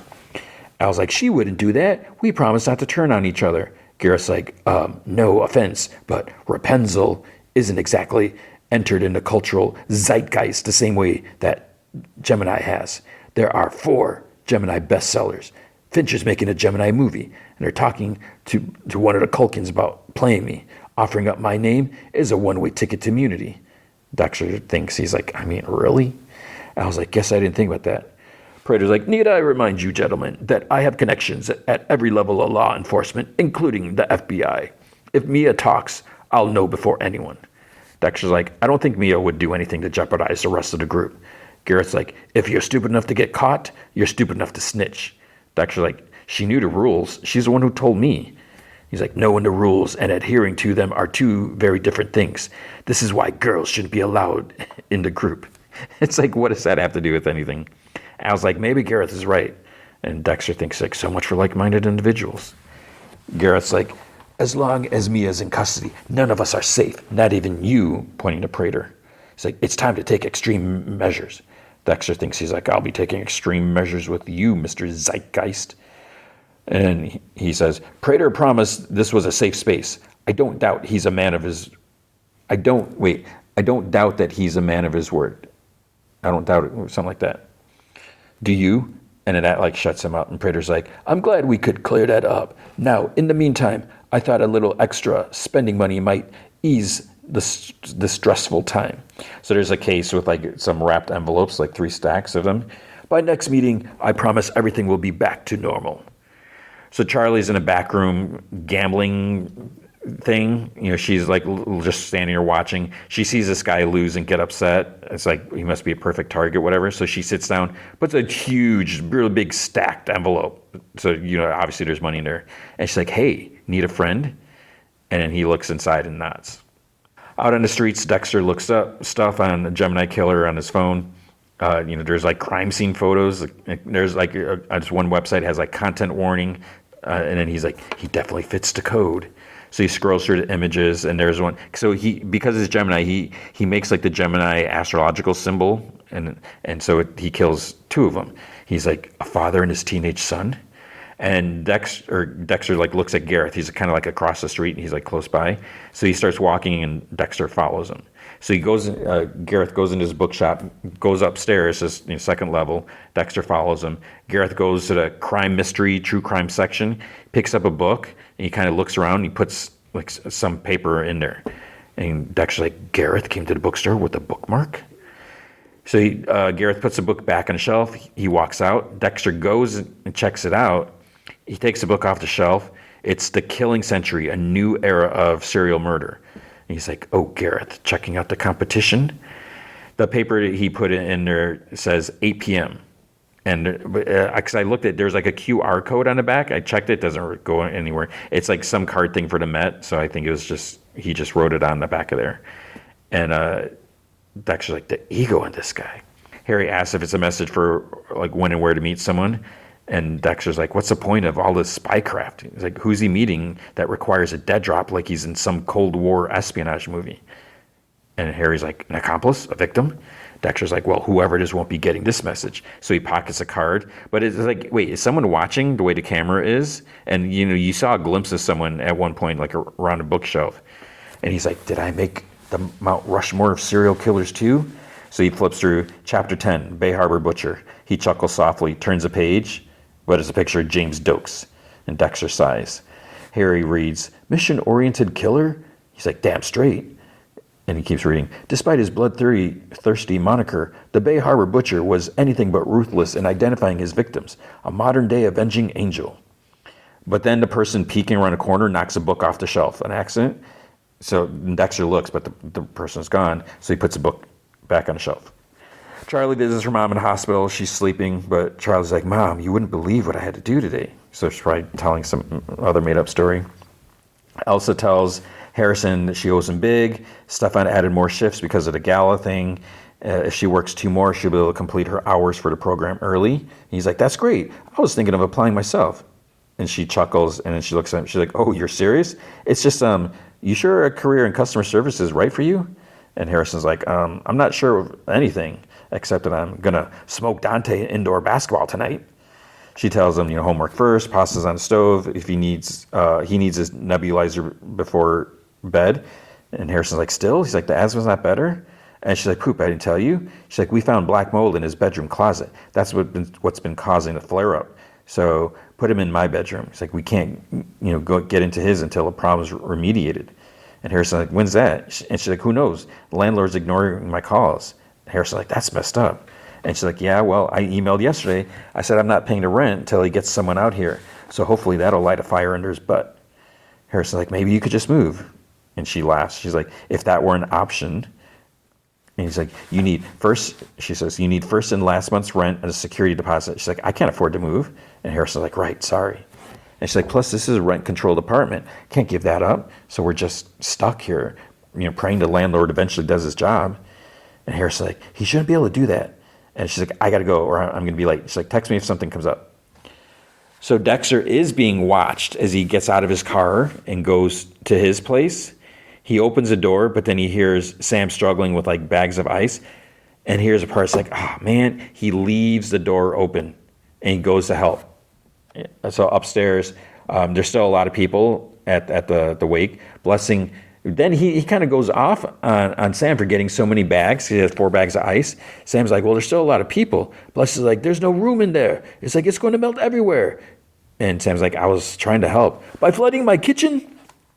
Dexter's like, my freezer's empty. He's like, I'm happy to store this. And Blessing's like, no. It's like, I told him 1 bag of ice. He needs to fix it. I can't trust anyone to do anything. And Sam tells Dexter, he's like, it's okay. He's like, I got this. So Dexter like leaves. He goes down to his place, but he has 2 bags of ice. So he goes into his apartment. It's dark in there. Closes the door. It's even darker. Then who's in there? Gareth. Hello. He's like standing by the window, and so kind of catches Dexter off guard. And he's like, Gareth. He's like, hey, welcome to my abode. And then Gareth's like, why did you take my note, Red? And Dexter's like, he sighs. He's like, it's embarrassing. I'll just come out and say it.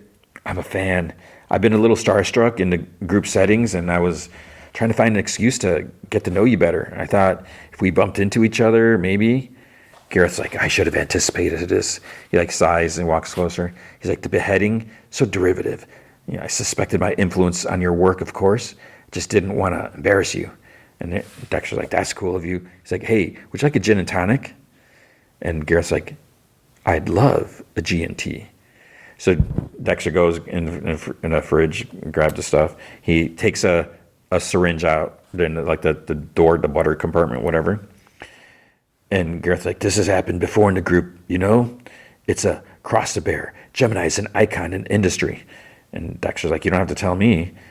And Gareth's like, when you're the smartest in every room, you get used to the attention. It's like these gathering of praetors started as a way to get to me. And Dexter's like, I thought he liked bringing people together. It's like, that's just his spiel. It's like, has he asked you for a special trophy yet? And Dexter's like, mm-hmm.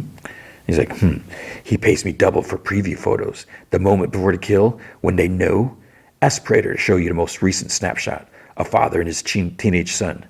And Dexter thinks of the image that he saw on the phone, whatever. He's like, it's some of my best work yet. And Dexter's like, one question, who was the note for? And he's like, me. And Dexter's like, is it some kind of Zodiac homage, a way of leaving clues for people to decipher later? And he's like, the Zodiac was an amateur. And Dexter's like, I figured you were a fan because of all the astrological, didn't you coin the name Gemini yourself? He's like, the name chose me, had nothing to do with anyone else. Dexter squeezes a syringe into the drink, and then he's like, indulge me with one more question. Why kill in pairs? He's like, this is my gift.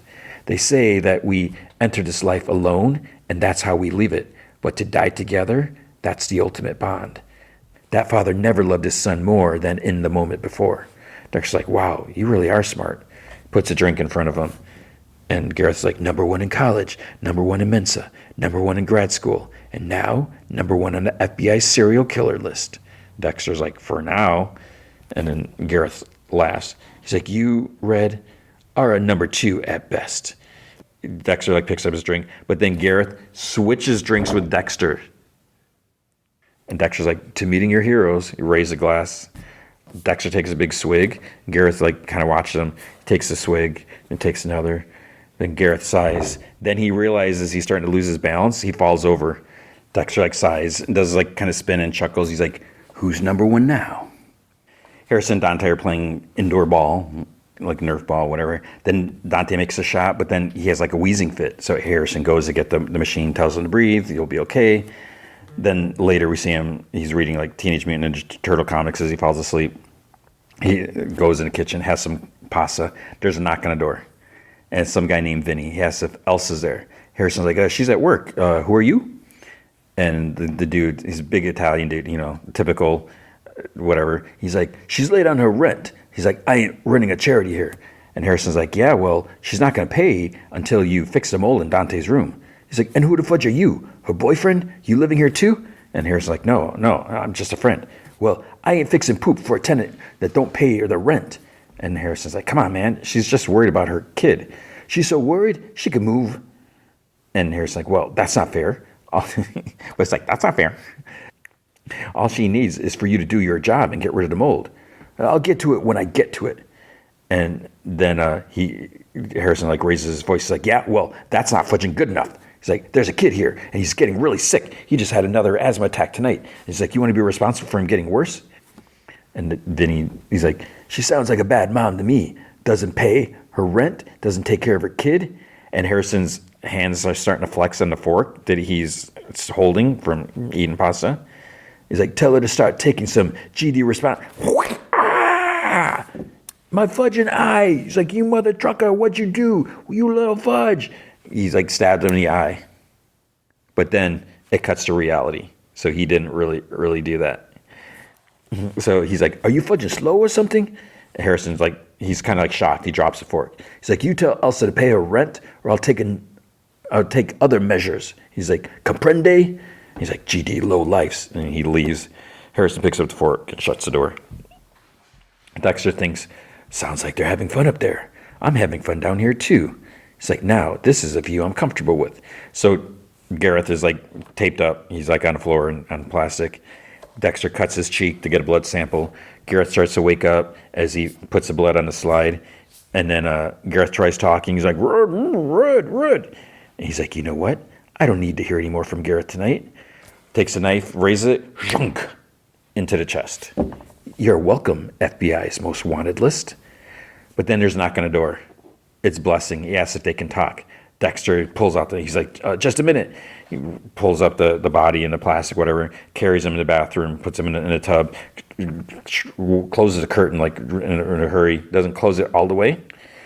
And he's like, answers the door. He's like, oh, I'm sorry, I was in a John. And he's like, did you come down for more ice? And Blessing's like, I came to apologize.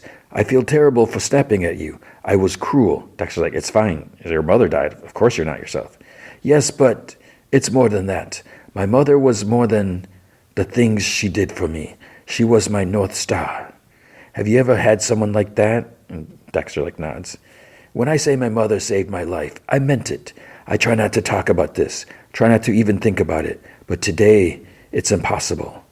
When I was a child, I was a soldier in the Revolutionary United Front. I did not want to be. Men came to my house one night. I was beaten, given drugs, forced to do unspeakable things. I even killed one person. Can you imagine? Of course, Dexter can. But my story was not unique.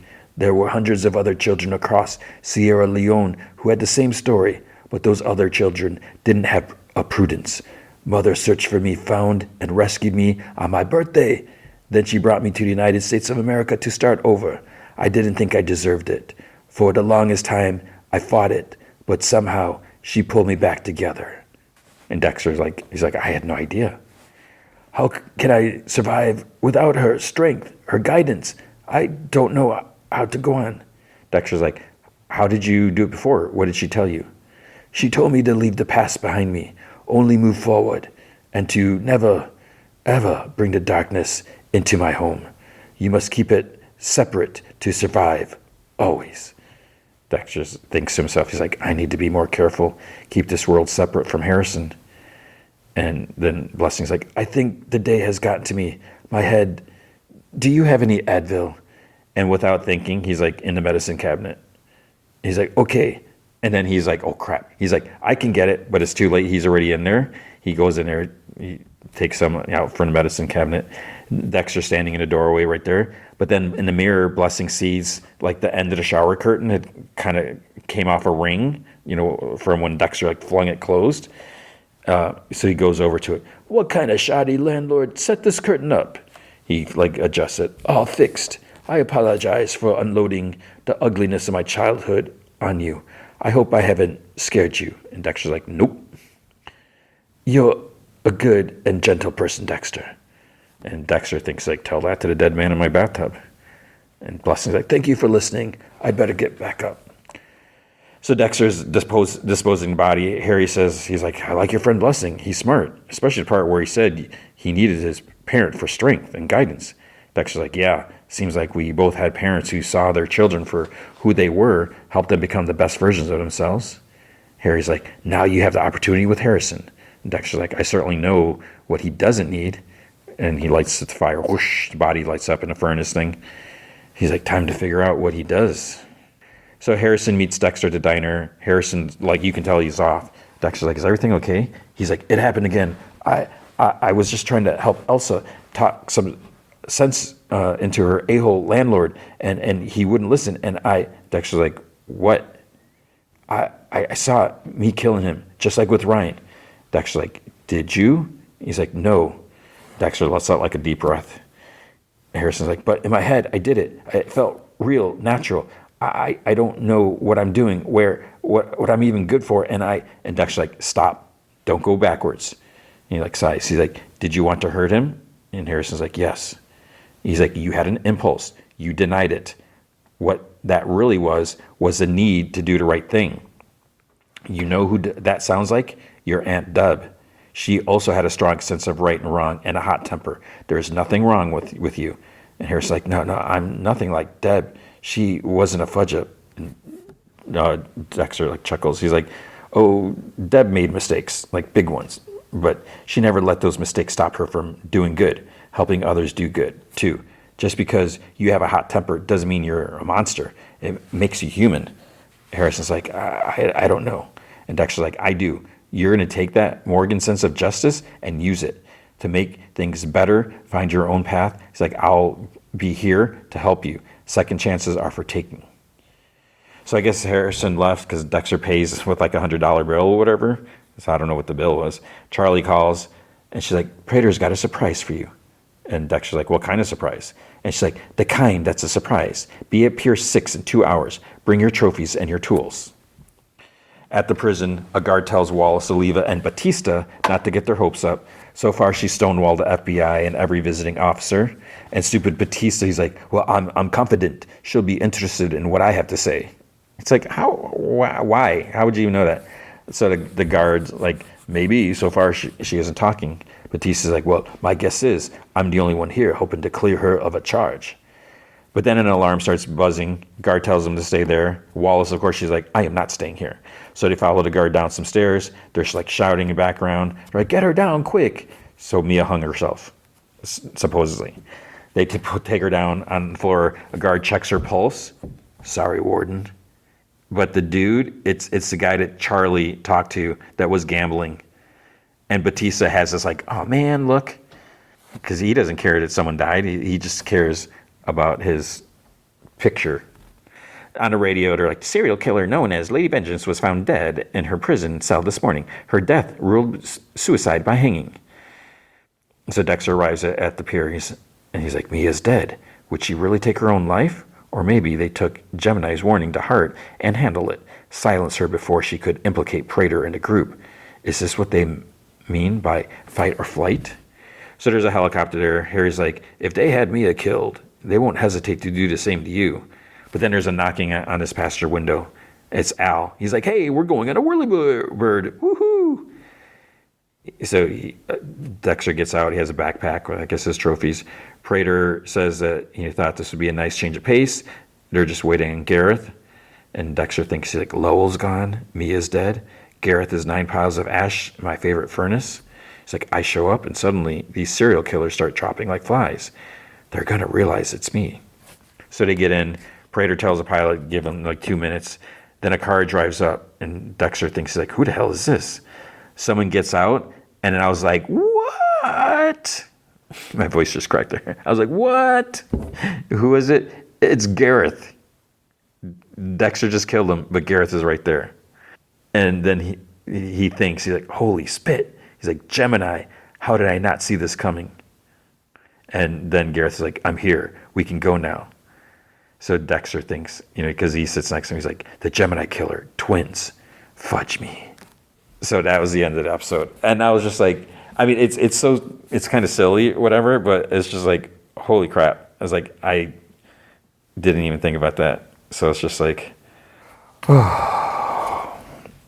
So does he know that Gareth, I mean, that's the real thing. If he knows that Gareth was following him and went to Dexter's place, does this Gareth, or whatever, Gareth 1 or Gareth 2, does he know where Dexter lives? This is not good. But the show is good. Okay, then Twisted Metal, Season 2, Episode 5, ONURMRK, On Your Mark. So is this it? Are we going to have the things, the tournament start up? 3 vehicles, or the 3, John and Quiet, Dollface, and Mayhem. They arrive at the tournament area. They see Axel and some others already there. It's like, I'm assuming they're like other characters from the game. They mention a couple. John Quiet and Dollface, when they get out, they're kind of almost like striking a pose and trying to look cool and intimidating. Mayhem, not so much. She comes out and she has a flare gun, and it like gets stuck like on her jacket or something like that, and she like starts twirling it and kind of waves it around like, who are you even pointing at? John asks Quiet if she knows that that's a flare gun, and Quiet's like, probably not. Then John asks her, like, is she ready for this? And Quiet's like, no way. But if they tell her not to enter, she absolutely will. And John laughs. He's like, she reminds me of someone. And then he's like, you. It reminds me of you. And she's like, yes, dummy, I know. And then he like curses because he sees some people staring at him. He's like, holy men. So there's this one kind of kid. He almost has like a ski, like a loose cap on that they were wearing, whatever. And he's like, hey, mother trucker, I remember you. John kind of makes a movie, and he's like, like he's going to reach for something. And the guy's like, relax. He's like, I'm not trying to lose the tournament before it starts. And he like kind of leans on John's car. He's like, you're the guy who fought Preacher Jedediah. Preacher Jedediah. They got like kind of weird name. Jedediah, not Jebediah, Jedediah. At last year's gathering. He's like, you wanted to fudge that orange car so bad, you killed him over it. And Quiet's like, I'm sorry, you wanted to fudge Evelyn? And John's like, no. And he's like, and I didn't kill your leader. He caused the explosion, not me. And the guy's like, oh yeah? Well, why don't we ask him? And then he calls out Benjamin. He's like, Benjamin, bring forth our Lord Preacher. And Quiet's like, Preacher? And John's like, he's alive? So the other guy kind of wheels sort of like an old-time like baby stroll over. It's like clothes. She's like, whose baby is this? And the deacon dude, he's like, oh, this isn't just some baby. No, this horny little fudge right here is our preacher, his immortal soul reborn into tiny flesh. So he like kind of lifts the top or the blanket or whatever, and there's a baby inside. He's like, our Father would never just leave us. And the other dude, he's like, Benjamin, he's like, Father never leaves, just changes. And the first guy's like, we waited many long months, and one day our preacher returned to us. The other guy's like, he was in a tree. And Quiet's like a squirrel? John's like, I'm not going to lie, this little fudger's kind of cute. And the deacon's like, don't get those fingers too close. He'll bite them clean off. John's like, shut up. He moves like his hand closer, and the baby like snaps and like, I guess, snarls and yelps or something like that. And John flinches back. Dollface is walking around, and she stops at Axel, lifts her mask up, and she's like, hey. He's like, hey. And she like, then, as he like walks around where she kind of checks her breath. He's like, you freed me from Zimu. Good looking out. And she's like, yeah, seemed like the chill thing to do. And she's like, so how are you doing with freedom? And he like scoffs, like, freedom? He's like, maybe one day. And then chug, he takes a drink. Still drinking gasoline. Interesting. He's like, but I do owe you one. She's like, oh, it's okay. He's like, just one. After that, I'll flatten you with my tires, just like everyone else. And she's like, well, unfortunately for you, I'm not just like everyone else. And she gets kind of closer, almost like in tippy toes against his face. He just raises the gas can and chugs some more. So then, new challenger approaching. Sweet Tooth and Stu arrive. And then he sees like John and Quiet, calls him. He's like, oh, look, it's the OG fan club. Stu's like, oh, I'll pass. He's like, those two are douches. So then the holy dude, the deacon, he says lactation in men is very rare, but Benjamin has been blessed with the nips of a mother. And the guy's like, I'm an unholy miracle. Sweet Tooth comes up to him. He's like, oh, if it isn't my two favorite critics. He runs up to John, bear hugs him, and lifts him up. John's like kind of groans in pain. And he like high fives Quiet like really hard and like hurts her hand. He's like, so what are you two crazy kids doing here? He's like, you come to cheer me on? And she's like, no, not exactly. And he's like, aw. And he says to the holy man, he's like, hey, I tried to kill this guy one time. The dude motions the baby, and he's like, so did he. He's like, this time he'll finish the job. And he tells Benjamin it's time to put the preacher down. And he looks at John. He's like, then we'll put you down. And they laugh. Sweet Tooth is like, if you need any help with that little guy, he's like, hit me up. He's like, I already killed one baby. He's like, so what have you two crazy kids been up to? Tell me everything. Mayhem's walking around. She stops at this van with like this big dead roach on top, like in plastic. There's like some exterminator or something like that. The kind of rough-looking driver is like gassing up, like up on the stools, like up high. Then she looks at Mayhem and she's like, take a picture. It'll last longer. And Mayhem's like, sorry. It's like, I was just admiring your hat. And then the lady gets off her stool, goes over to Mayhem. She's like, you're joining the tournament? And she laughs. She's like, you wouldn't last a day in the Florida swamplands. The mosquitoes would eat you alive. And she like kind of chomps these like yellow stained, messed up teeth in her face. Mayhem's like, you're right. She's like, you know what? I shouldn't be here. Everyone's really scary, especially you. And the lady's like, you're smart to fear me because those who cross vermin don't live to tell a tale. And Mayhem's like, you're terrifying, you know? I don't care what that guy Deacon says. And she's like, what did he say? And Mayhem's like, oh, just that you're not a real competitor. All bark, no bite, stupid stuff. And she's like, SOB. And Mayhem's like, he also said something about you being a bug fudger. And then she like hits the van. It's like, come on, that was one time. I put ants in my pants. It's not my fault that it felt good. I did it for a joke. It's like, where's that fudge? And she goes over to the holy man and starts like getting in her face. Mayhem sees another dude coming by with like long gray hair and an eye patch. It turns out it's someone named Death Warrant. I don't know if Death Warrant is someone from the game. I thought I saw something that was created just for the show. I don't know. And she's like, excuse me. She's like, you want to know who had some very specific opinions about your eye patch? But he just keeps going. Later, Mayhem's talking to the Deacon guy. He says that Sweet Tooth talked smack about him.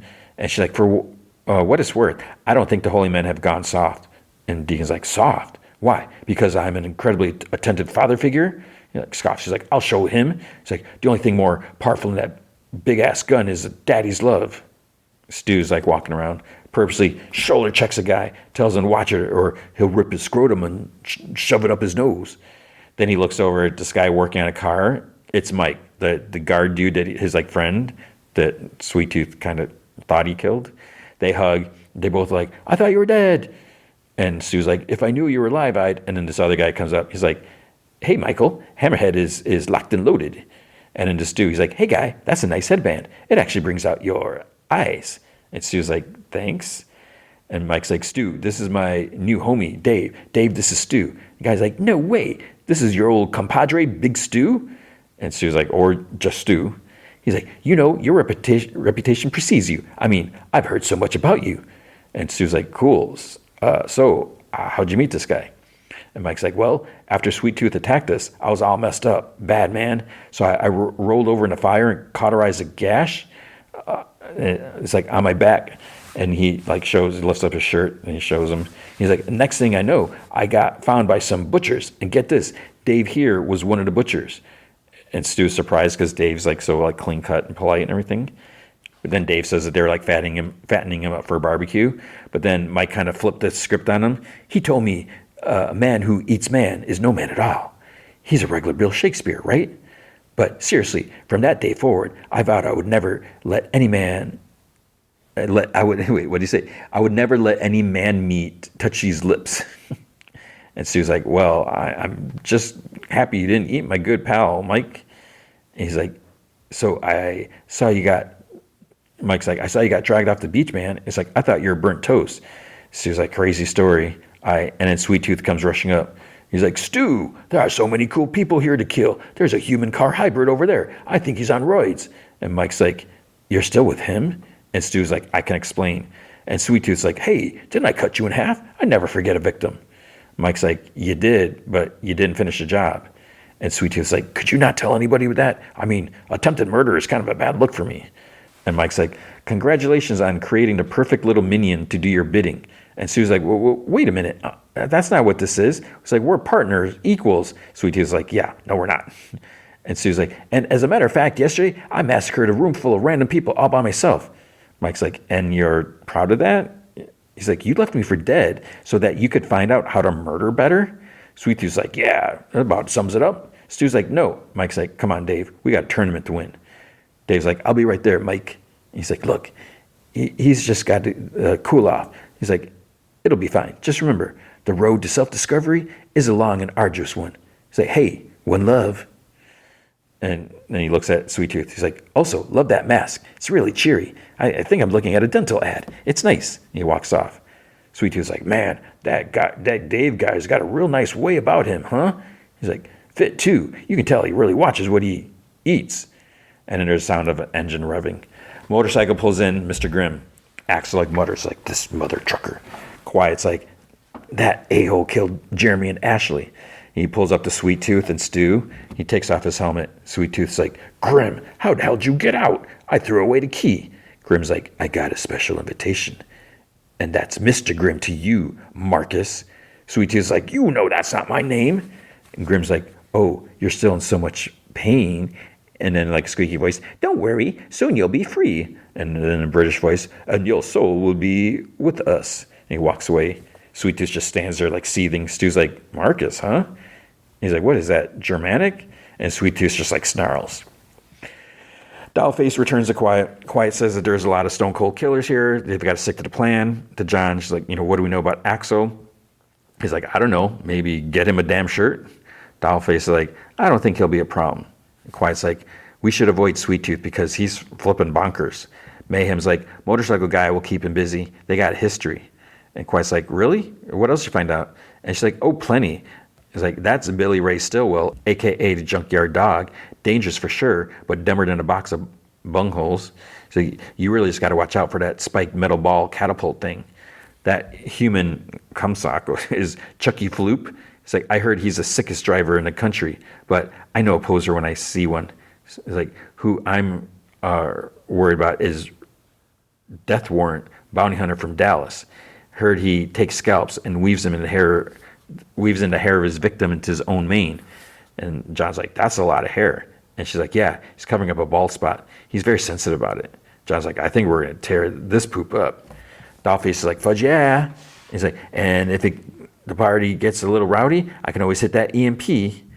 Quiet's like, solid recon, that's really going to help us. And Mayhem's like, help you? She's like, which? I'm here to get my own wish. Besides, no amount of intel is going to help with Roadkill's janky turn radius. And she starts walking off. John's like, what's wrong with our turn radius?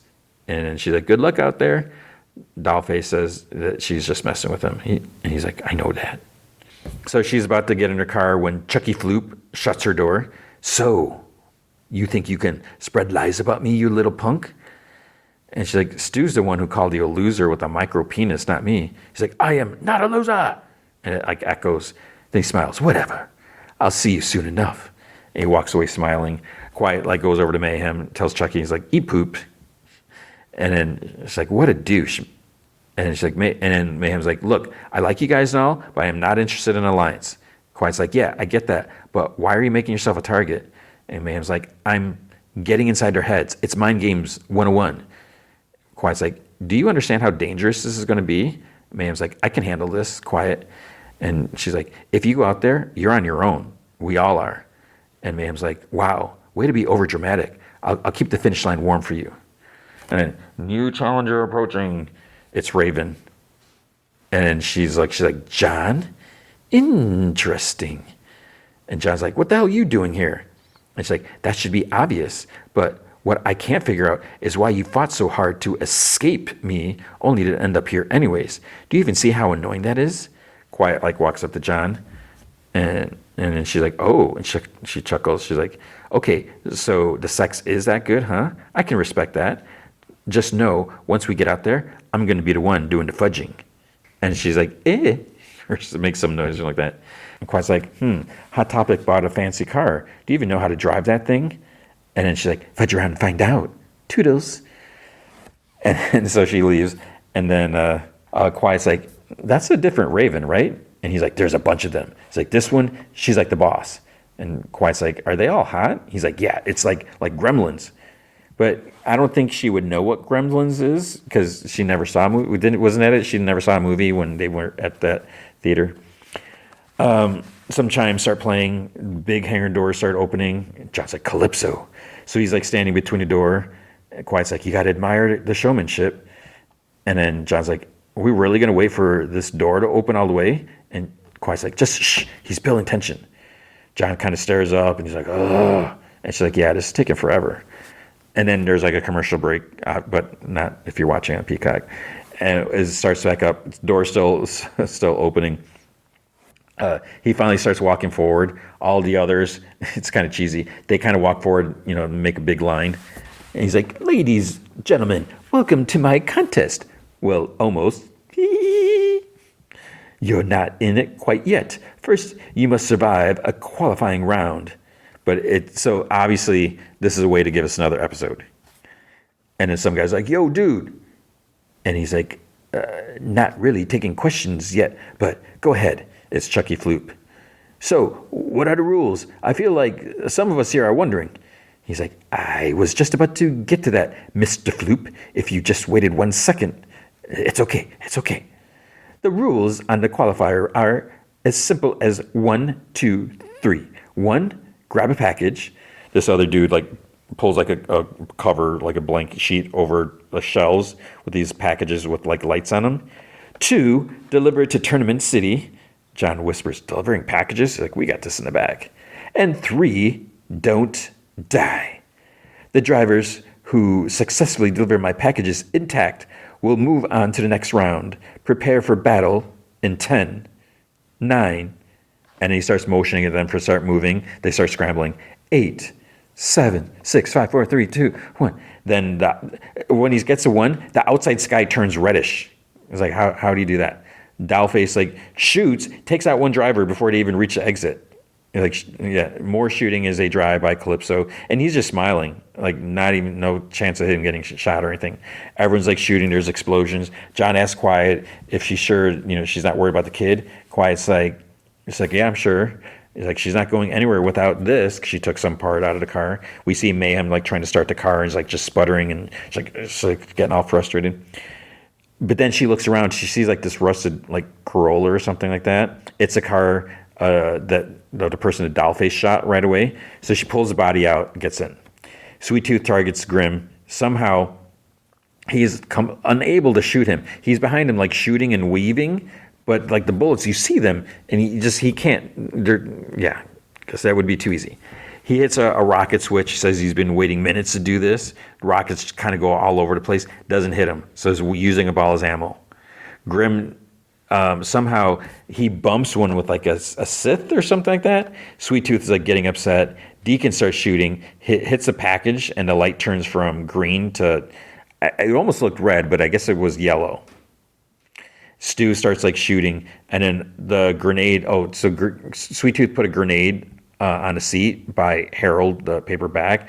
Told him like to be careful with the pin or something like that. It falls to the floor. So then it finally rolls out the back while Stu is like shooting, and it goes under like the Holy Men's car engine, and it like blows up. Sweet Tooth's like, nice shot, he says that to Harold. Raven is behind John and Quiet shooting at them. But I don't know if they've ever said this. It's like all the cars are bulletproof, right? Except for the one that Dollface shot. So John, he finally leans out with a shotgun, and Raven's windshield is bulletproof too, because you see like other people like shooting bullets just bouncing off. Quiet takes time to check out John's butt when he's leaning out, and never mind all the danger that everyone's in. It's like they do this sometime. It's like, hey, Anthony Mackie, we're gonna write this scene in there where it's complimenting your butt. So John, he shoots a headlight, and it causes Raven's car to swerve. It's like, what? Why? It's like, did he hit something else? But it looked like he just hit the headlight. And he's like, God, that felt good. Quiet says like, your butt looks really good when you're shooting. Then we see Death Warren, some other car, they're shooting at like pistols at each other. A package gets hit, and the light changes. Hits again, and then there's a red. It turns red, and a voice is like, "Game over." The car blows up. But then there's like a bolt of lightning. I don't know. It was like, at first I was like, is this to finish off the car? But I think it's someone's weapon. I don't know. Because John looks at their package, and he says he thinks that they're tracking them. But then somehow it gets hit while it's like in his hand. So I think someone shot the package but didn't shoot him. So he's like, the green light, it turned yellow. He's like, what do we do? Quiet's like, I don't know. Dollface radios are spread out. He says one of them has a bomb that can take all of them out. So Raven looks back, looks in the sky, and she's like, screw this. So I don't know if there's something up in the air. I don't know. Sweet Tooth tells Stu that's how he wants to go out in a big fiery explosion. And if he can take Grim with them, all the better. Stu suggested they wait, they get him in the city. Sweet Tooth's like, no. It's like, we kill him now. Stu suggests, he's like, why don't you let me drive so you can take him out? And so he tries firing this missile like from the back, but the truck gets bumped, and then Stu's like, well, get him in the city.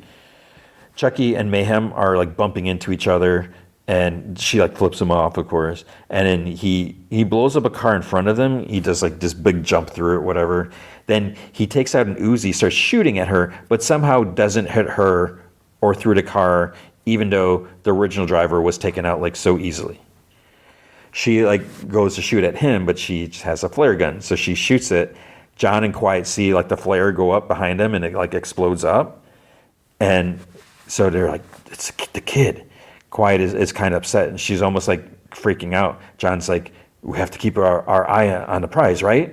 And she's like, "Right, like we can't go back for her." But she's like really struggling with this. So John, he like looks at the package because it's yellow, and he looks at Quiet. He's like, "Turn around," and she's like, "What? No." He's like, "We're wasting time. Scoot over." They switch seats. He turns around, starts driving at the oncoming contestants, and that's the end of episode 5. So, as I mentioned, I think I mentioned last week, maybe I mentioned last week, they apparently are dropping 2 episodes per week. I am now behind, so I think I'm like 2 episodes behind, and then there's gonna be 2 more. But yeah, I can barely keep up. But I'm enjoying it. I'm not gonna get into it. So, if you want to get ahead, or just wait for me, that is Twisted Metal. All right, Wednesday, season 2, episode 3, Call of the Woe. This was a good episode, I guess. You know, I'm like on the fence with this. You know, as I think I mentioned when it's the first one, I was like, you know, maybe the show isn't for me. And you know, I did notice I was going to say something, but I was like, maybe I don't feel like getting a conversation. But like one of my 7th grade students had a Nevermore shirt. So I thought of saying, it's like, oh, or, you know, what do you think? Are you watching the show and everything? Do you like it and everything? So that's the thing. I may not be the demographic audience, and that's okay. But there are some fun things, you know, and I can appreciate it. And you know, I'm a Tim Burton fan, so yeah, we have more happening here. So it starts off. I'm just going to get to it because I don't want to make this longer than it has to be. I'm talking about the whole episode because I feel like it's going to be too long. Gomez and Morticia, they get some dismembered body parts expert lady to come and pamper Thing. She's like, I'm mortified because, you know, they forgot it was his birthday. So he's getting all pampered and, you know, nails filed and stuff like that. You know, she says she's been busy with the children and the fundraising for the gala. Gomez is like, you know, don't blame yourself. And he's like, how's the fundraising going? And she says she's agonizing. Last night, she had the sudden urge to call Mama and ask her to be a guest of honor at the gala. And Gomez is like, oh, how very distressing. And Morticia's like, you know, she is Nevermore's wealthiest alumni. You know, doubtless that's why Principal Dort recruited her. You know, she's like, I'll never understand why my dearest Mama has to make every interaction so torturous. And then, you know, fortunately, she has a high threshold for pain. Gomez, you know, he likes that, you know, it's turning him on and whatever, something like that. And then he says that he knows how to distract her, and he puts some music on. They start dancing, you know, in their bedroom, you know, and then, or maybe, you know, maybe they're in the living room at this point. Yeah, because upstairs, Wednesday is like sneaking in the window, like into their bedroom, and she's looking for Goody's book, and she looks like in this chest or something like this box, and then Morticia like hears something or senses something, and she like kind of stops, and then Wednesday opens this box and there's a note. Nice try, Wednesday. Signed, your loving mother. So then Morticia's like standing in the doorway. Wednesday's like wearing a hoodie, which is kind of interesting seeing her wearing a different outfit. You know, it's still like black and, you know, her style and all that. But then Wednesday's like, I underestimated your bat-like hearing.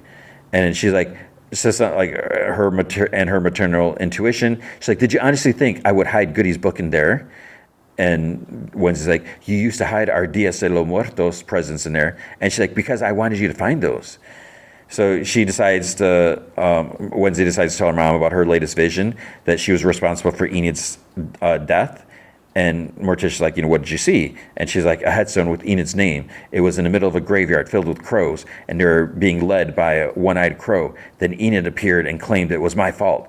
And she's like, Galpin was murdered by that same one-eyed crow, and his former partner was also killed by these birds. It's like, these aren't random attacks. Someone is behind it all.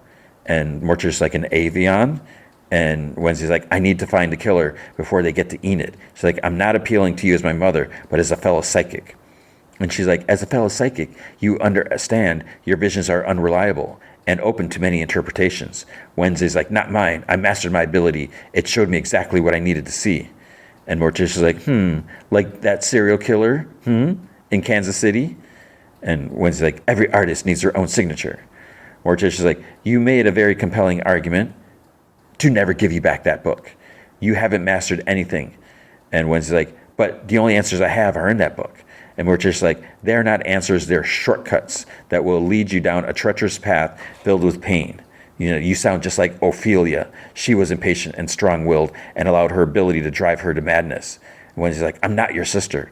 And Morticia's like, no, you're my daughter, and I won't fail you the way my mother failed Ophelia. And Wednesday's like, this isn't over. And she goes out the window.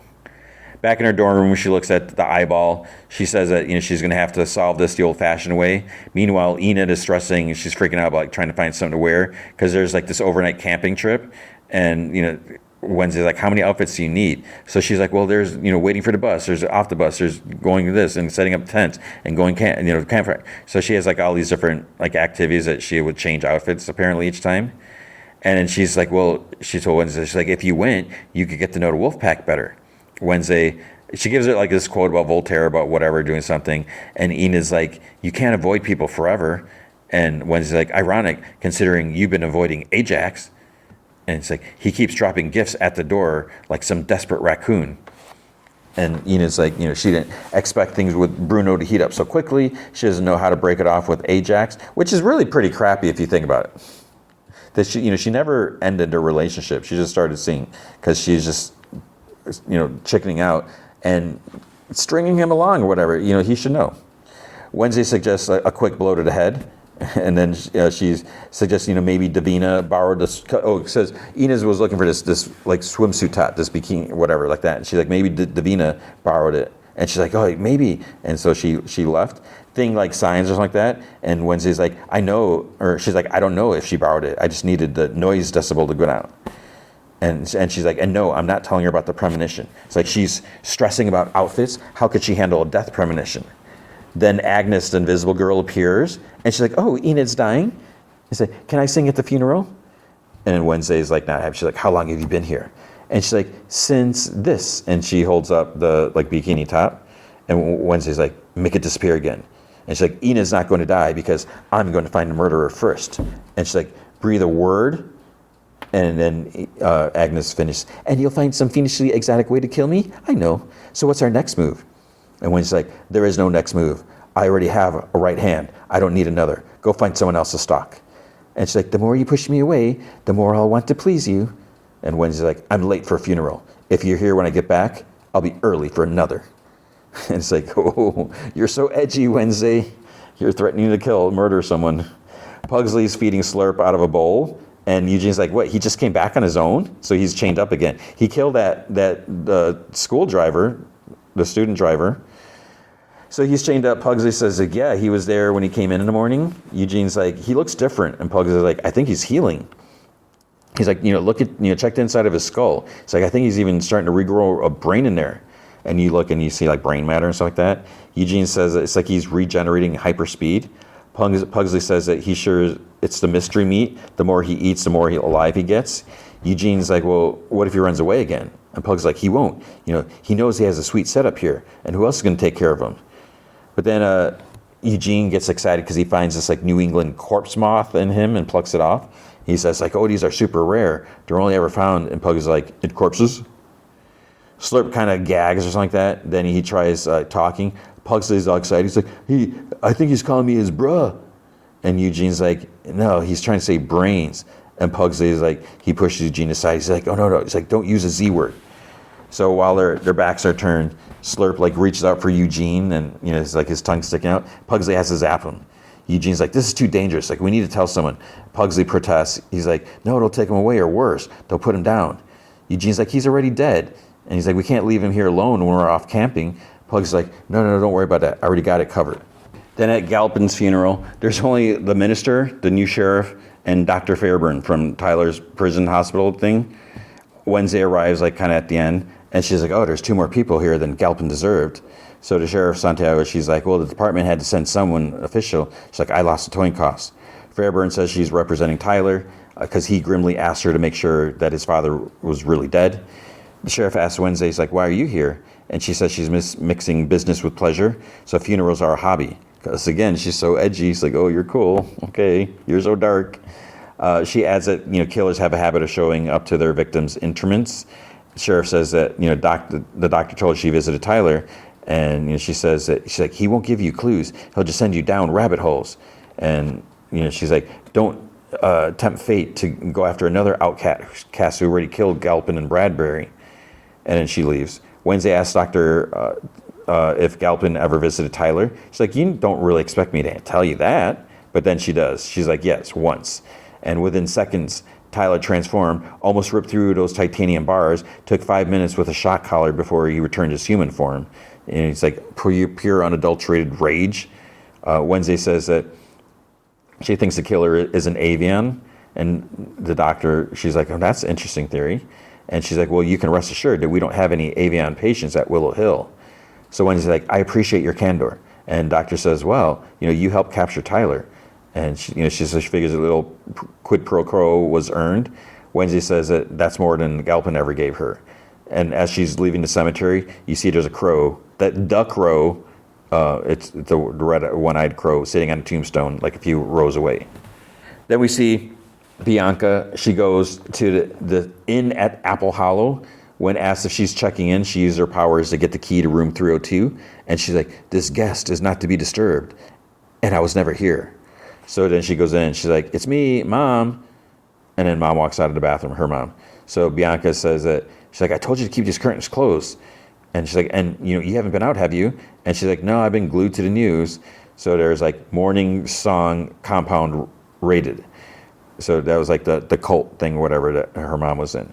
Bianca said that she heard the FBI raided this morning, but Gideon wasn't there. So Gideon was the guy who was using her and everything. Mom said that she's scared. Bianca says that the only way she was leaving that cult was in handcuffs or in a body bag. So she says that Gideon preyed on her when she was at her weakest. And Mom says that they both know that he only used her so she'd use her powers to get money from their followers and stuff. And Bianca says that they're going to find Gideon, and once he's in custody, they'll be free. So Wednesday says her investigation has flatlined. She has to take drastic measures. So she goes up to Agnes. She's like, when you sent me those stalker text messages, how did you unlock Galpin's phone?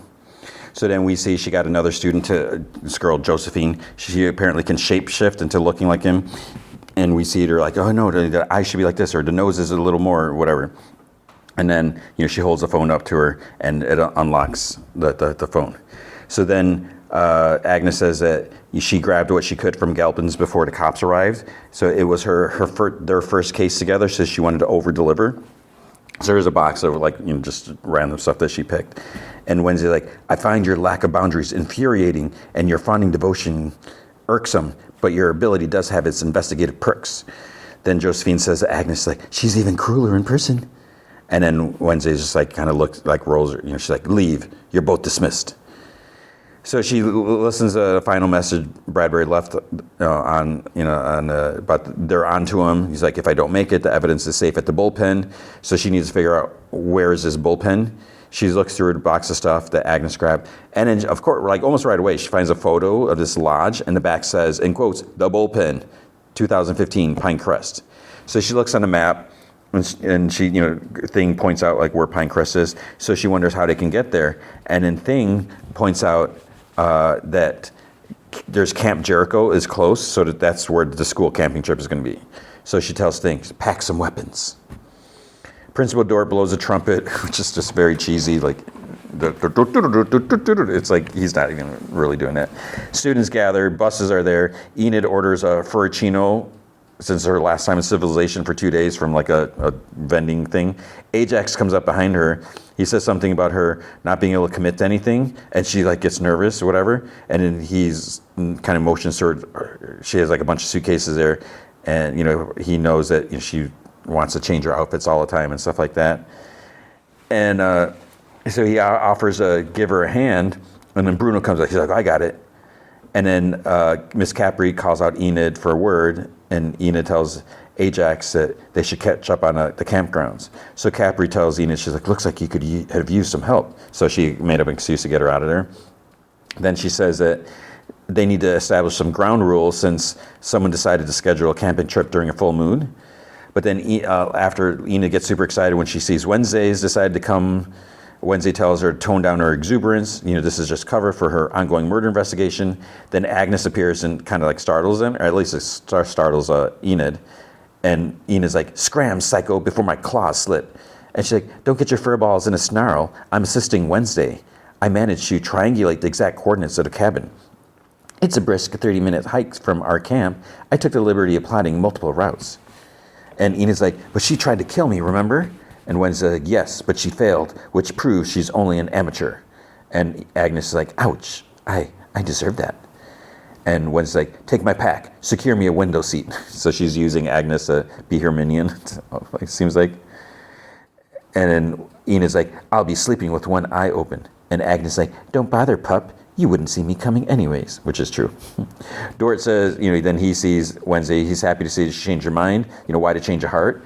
And she says that in her experience, someone always dies in the woods, so perhaps they'll get lucky. And he just like, he just like chuckles. So they're on a bus, several buses go, one day arrive, Wednesday sees Pugsley like dragging, she's like, what's in the vampire coffin? And he's like, oh, I'm using it to smuggle signal flares and gasoline for the forest fire. And she's like, you mean campfire? And he's like, yeah, whatever. And then like Slurp growls because he's in the coffin. He like kicks the side of the coffin. Wednesday just kind of like stares at him, gives him a look. But then they're interrupted because the family car drives up. Gomez gets out. He says that the call went out for parent chaperones, and since he spent his fair share of time under nature's canopy, he thought he'd be there. Then she asks, she's like, what's she doing here? Because Morticia comes out. She's wearing, she's got this little umbrella, and she's got like a very trim, outfit, like pants, I think even, maybe? Was it pants? Wasn't like a big like dress. And, she's got like pigtails and stuff like that. Gomez says that he was thinking that him and Pugsley could do some father and son bonding. Pugsley's like, no thanks. He's like, I'll just hang out with Eugene. And then he asks Lurch to help him with the coffin. Gomez says, maybe like Wednesday and her, her mom can work things out. Morticia's just standing there, hasn't said a word. Wednesday just turns and walks away. Lurch is putting up a tent it's like in the shape of Adam's house. It's like a huge tent. Gomez and Morticia are sitting up front of these big chairs, having a drink. Then he says that he hates seeing her so out of sorts. Maybe she should give Wednesday back the book. When Morticia says that, she can handle, I think, her anger or something like that, but she won't risk losing her. And, she's like, I need your full support on this.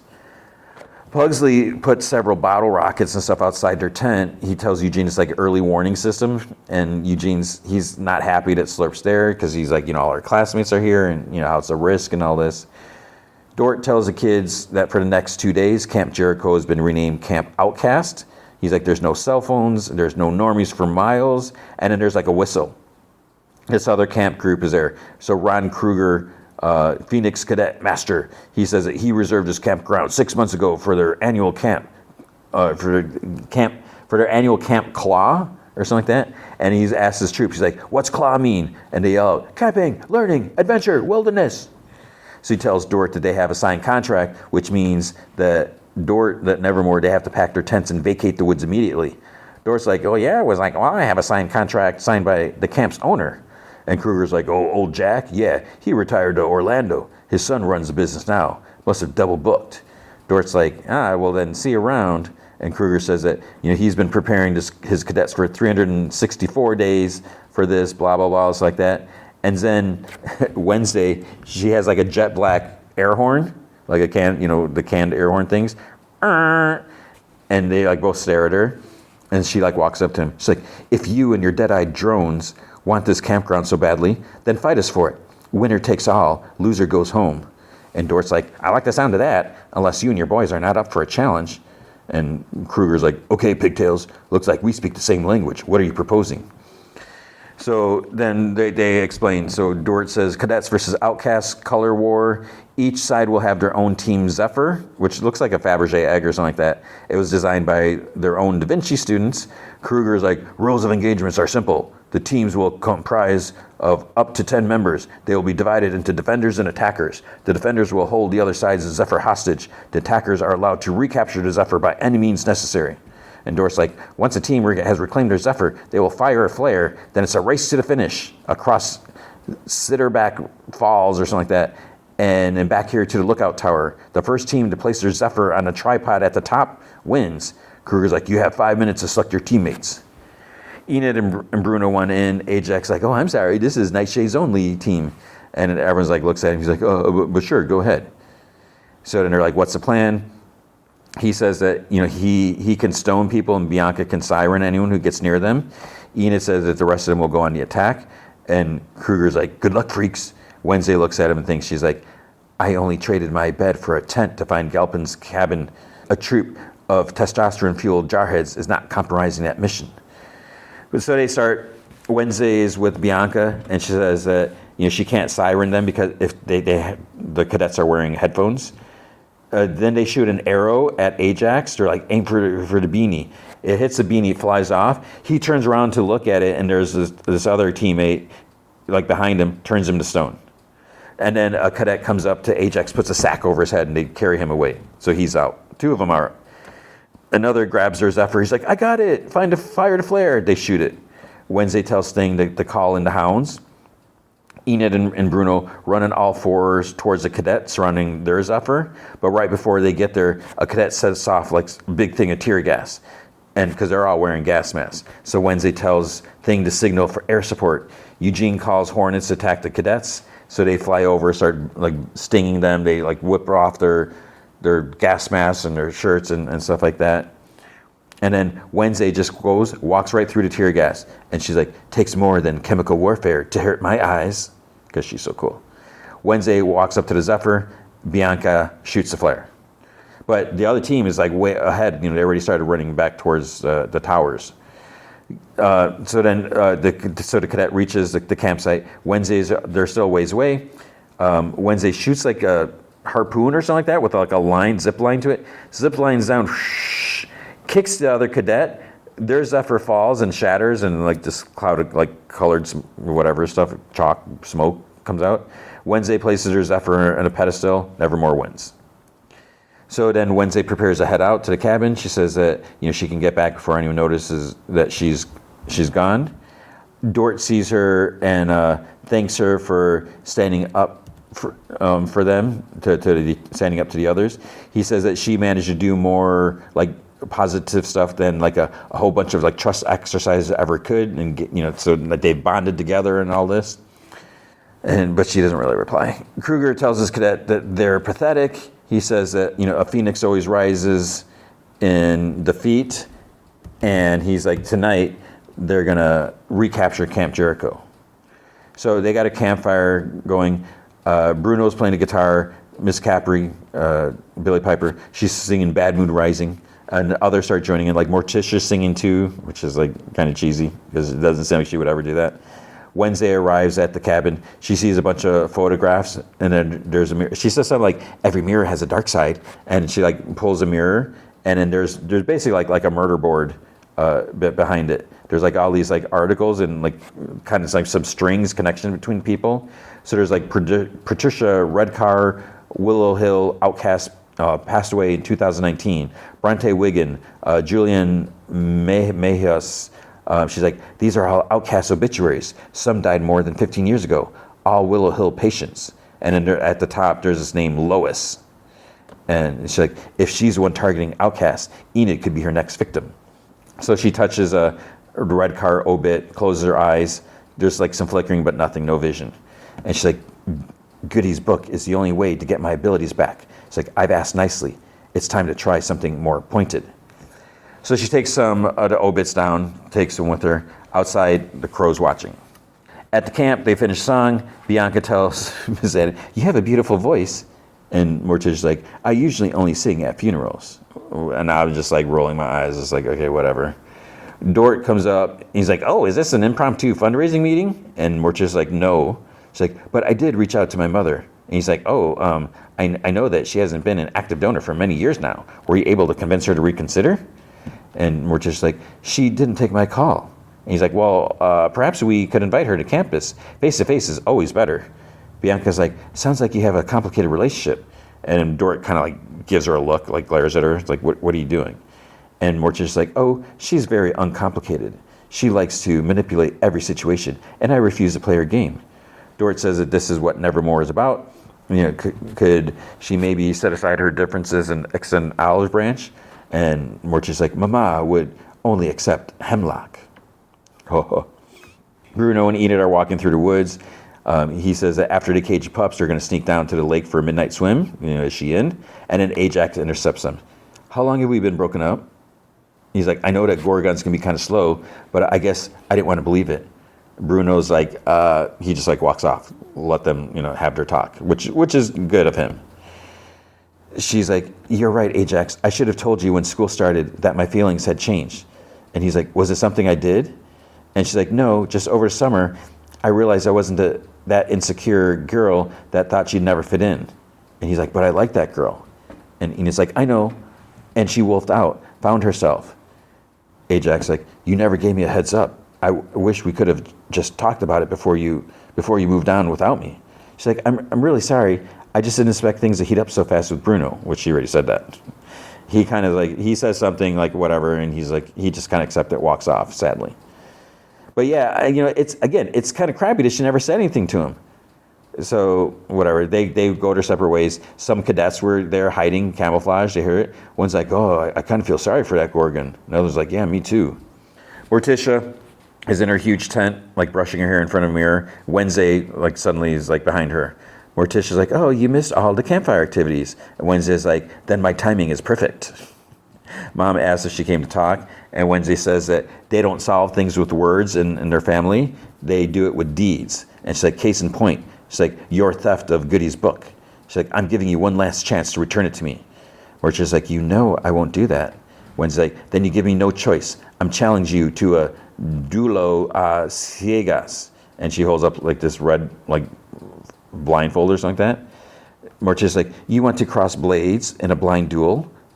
I feel your grandmama's bony fingerprints all over this gambit. Like she used to pit me against Ophelia in the same way. Wednesday's like, this has nothing to do with grandmama. It has to do with you crossing boundaries. We duel tonight under the full moon. Do you accept my challenge? And then Gomez walks in like oblivious. Morticia tells him, and he's like, oh, music to my ears. Have fun. So kids are roasting marshmallows around a fire. There's a flashback, or I don't know if it's at that same time or before, but Kruger's telling the cadets to tie up the outcasts using their superior nodding skills. One's like, I don't think this is a good idea. They did wear fair and square. Kruger like scoffs. He's like, who the hell told you to think? He's like, that's how you get killed. He's like, your survival depends on following orders, my orders. It's all about stealth and surprise. So Kruger splits them up, like the three goes, you go that way, you go that way, you go that way. And in the fourth group, there's like four of them. He's like, you come with me. Or he's like, watch and learn. He hits the tripwire outside Pugsley and Eugene's tent. All these like fireworks get lit. And then, he trips, he lands inside the tent and he sees Slurp in there. But so that the cadets outside, they can see his shadow. So Kruger is kind of like on his knees. And then Slurp leans forward, chomp, bites down on Kruger's head. They all like scream, they run. Then others see fireworks in the sky. Pugsley and Eugene, they know it means something's up with Slurp, so they get up and run over. It's time for the duel. Wednesday says she knows the consequences of tradition, so thing will be witnessed. They have these like glass hearts that they're going to put on their chest. So whoever pierces the other glass heart wins. She's like, if I win, you return Goody's book. Morticia's like, and if I win, I will burn it. And she's like, are you sure you want to do this? So then they blindfold themselves. They pick up their blades, like their swords. Pugsley and Eugene see Kruger's body. There's like a blood and everything like that. Eugene's like, he says, you knew they should have told someone. Agnes appears and she's like, harboring a murderous zombie will get both your butts expelled for sure. So Pugsley's like, what are you doing here? And she said, proving myself to your sister by handling her low priority tasks, like keeping them alive. Pugsley says that they have to find Slurp. Eugene says that, he's like, no way. He's like, I'm out of the zombie business or something like that. And Pugsy says, he's like, well, just relax. Slurp never tried to eat my brain. And Agnes says, because that would be empty calories. Eugene says, last time he was out in the woods with a monster, he ended up in a coma. And Pug's like, oh, stop bragging. And he grabs his arm to go look for him. The duel continues. Wednesday's like, you're getting rusty, mother. I can practically hear you creak. So clash, clash, ching, ching, ching, ching, ching, all, swords banging each other. Then Wednesday ducks, and Morticia kind of like loses track. She's not really sure where she's at. She steps around his tree, and his dagger hits the tree like right in front of Morticia's eyes. And Morticia's like, still bringing the dagger to a sword fight? And there's more fighting, more clashing. Morticia, pretty sure she knocked the sword out of Wednesday's hands. And she's like, you taught me everything I know. And Morticia's like, but I didn't teach you everything I know.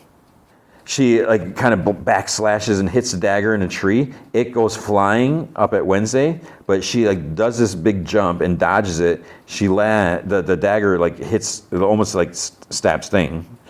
Slurp finds an axe. He's loose. He grabs it. Gomez is in the shower, like listening to a record, and he's like singing loudly. Slurp whacks. He hits a wall, and it's like the blade is starting to go through the wall where Gomez is, like the other side of the shower.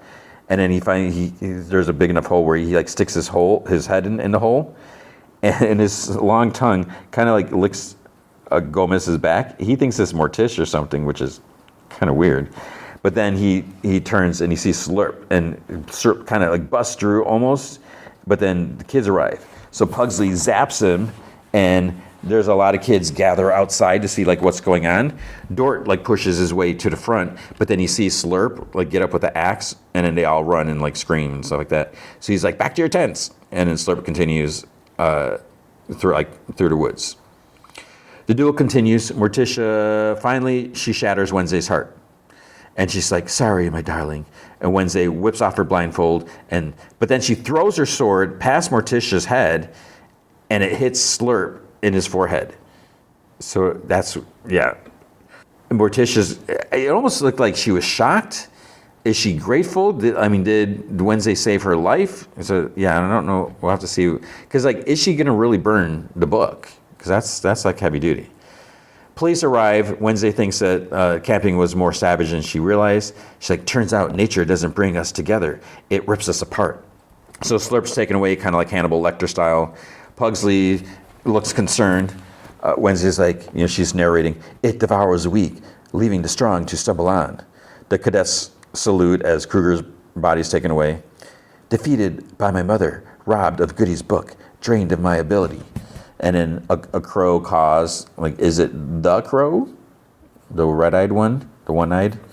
I'm no closer to saving Enid. I'm exposed to a predator that's always watching, hiding in plain sight.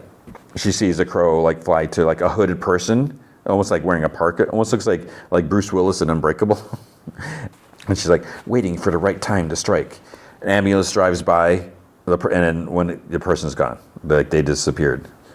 Time is running out on this investigation. Why was Galpin keeping track of a deceased outcast? Who is Lois? And how is she tied to Enid's impending death? So then she and Thing arrange like the obits on a board. 2 roads diverge in the woods. I must take the road less traveled, and that road leads to Willow Hill. So then we see Dr. Fairburn. She's told, and this part I'm not really sure what's going on. She's told that the transfer has arrived. The doctor says that she wants extra security on this one because it's extremely dangerous. So I'm like, are they talking about Slurp? They said this one's like responsible for at least 2 homicides. She's going to authorize 24 hours surveillance because they can't take any chances. She opens a little metal like window thing on a door, and there's someone there with their head down. She's like, welcome to Willow Hill. And then there's a short-haired redhead sitting in there. So it's like, is that someone related to Agnes? I don't know if it's like, am I supposed to know who this is? Because I don't. And unless I forgot something, I don't know what's going on. But yeah, someone very dangerous has arrived. And it's not who we thought. It's not Slurp. So that's episode 3. Episode 4 And then that's the end of season 2, part 1. But then the following week, season 2, part 2 will start. Okay, and now Alien Earth, season 1, episode 2, Mr. October. And at first I was like, Mr. October, what the heck does that mean? So we see Joe, Wendy's brother, and 2 soldiers are continuing to walk through the ship. So he's a medic dude. Something's like moving behind him, but it's hard to hear with like all the sparks and hisses and stuff like that. You know, there's a couple times where he like thinks he hears something, but there's nothing there. Then they find more dead crew members. One soldier gets startled by the one because he sees one of the bodies. The other soldier's like, who does surgery on a crashing ship? And Joe's like, I don't think they died in the crash. He's like, look at their faces. And it looks like suffocation. One soldier says, maybe it was cabin depressurization. Suddenly they're breathing space. And Joe points out their blue lips, so it must have been some kind of toxin. And then he looks at this image on the screen, and he reads it like foreign bodies in the trachea. And other soldiers like says that they're search and rescue, so let forensic deal with that. They keep moving. He tells one of the guys, he's like, Joe's like, foreign bodies, and he's like, how foreign? He's like, because he's like, yeah, you said that, and Joe's like, it's bad. And so by foreign, he's like alien. He's talking about like from another planet, foreign, things. Once they start moving again, then you see, it's like, wait, is that an alien? Like an actual alien, a xenomorph, like slithering around behind them? That's bad news. They continue to go in deeper. They reach this other area with this huge like set of stairs. I guess they're ordered like to go down. Back at Prodigy Neverland Research Island, this lady, what was her name? Dame Sylvia? She's watching the kids' videos before they change. Like one kid talks about how Wendy was like an older sister. The others are all kind as well. This other one says that they're looking forward to not being sick anymore. Another like can't wait to be so smart and intelligent. Wendy says that she's scared, but it's worth it. Then Boy Cavalier comes in and like over her shoulder, he's like, such potential. People say that about all children, what they could be. So she says that, he's talking about achievement, but it's about becoming, teaching them to be their best selves. And he's like, But, he talks about the fear of AI is that, they'll build a smarter machine, and then it'll build a smarter machine, and so on, and then so long us. But what they're doing, what the 2 of them is exploding human potential. She says that they did something no one thought was possible. They've ended death. But now they have to make their quality of life better. Otherwise, they've just made consumers immortal. And he's like, it's not about money. People always think that. He's like, or ego. What he really wants is to talk to someone smarter than he is. And he says that it's kind of insulting. He's like, she's smart, just not smarter. And then she's like, well, what about Kirsch? And he says that Kirsch is information smart. Data cross-referencing with the musings of every great philosopher, but that's not wisdom. He wants to climb to the top of the mountain and debate with someone who will blow his mind. So she asks if he thinks that that's the children, and he's like, maybe. He's like, at the very least, my hope is that by giving Wendy a supercomputer for a brain and training, by the best geniuses money can buy, he'll finally be able to have an interesting fudging conversation. So the kids are still flying to the site. Still, it's like, how far away are they? One of them asked did a ship really crash? It's like, are there going to be dead bodies? Because again, they're still kids. And it doesn't matter what training they've had so far, they're still kids. So she's like, don't think about that. And he's like, well, what do you think about? And she's like, it's a secret.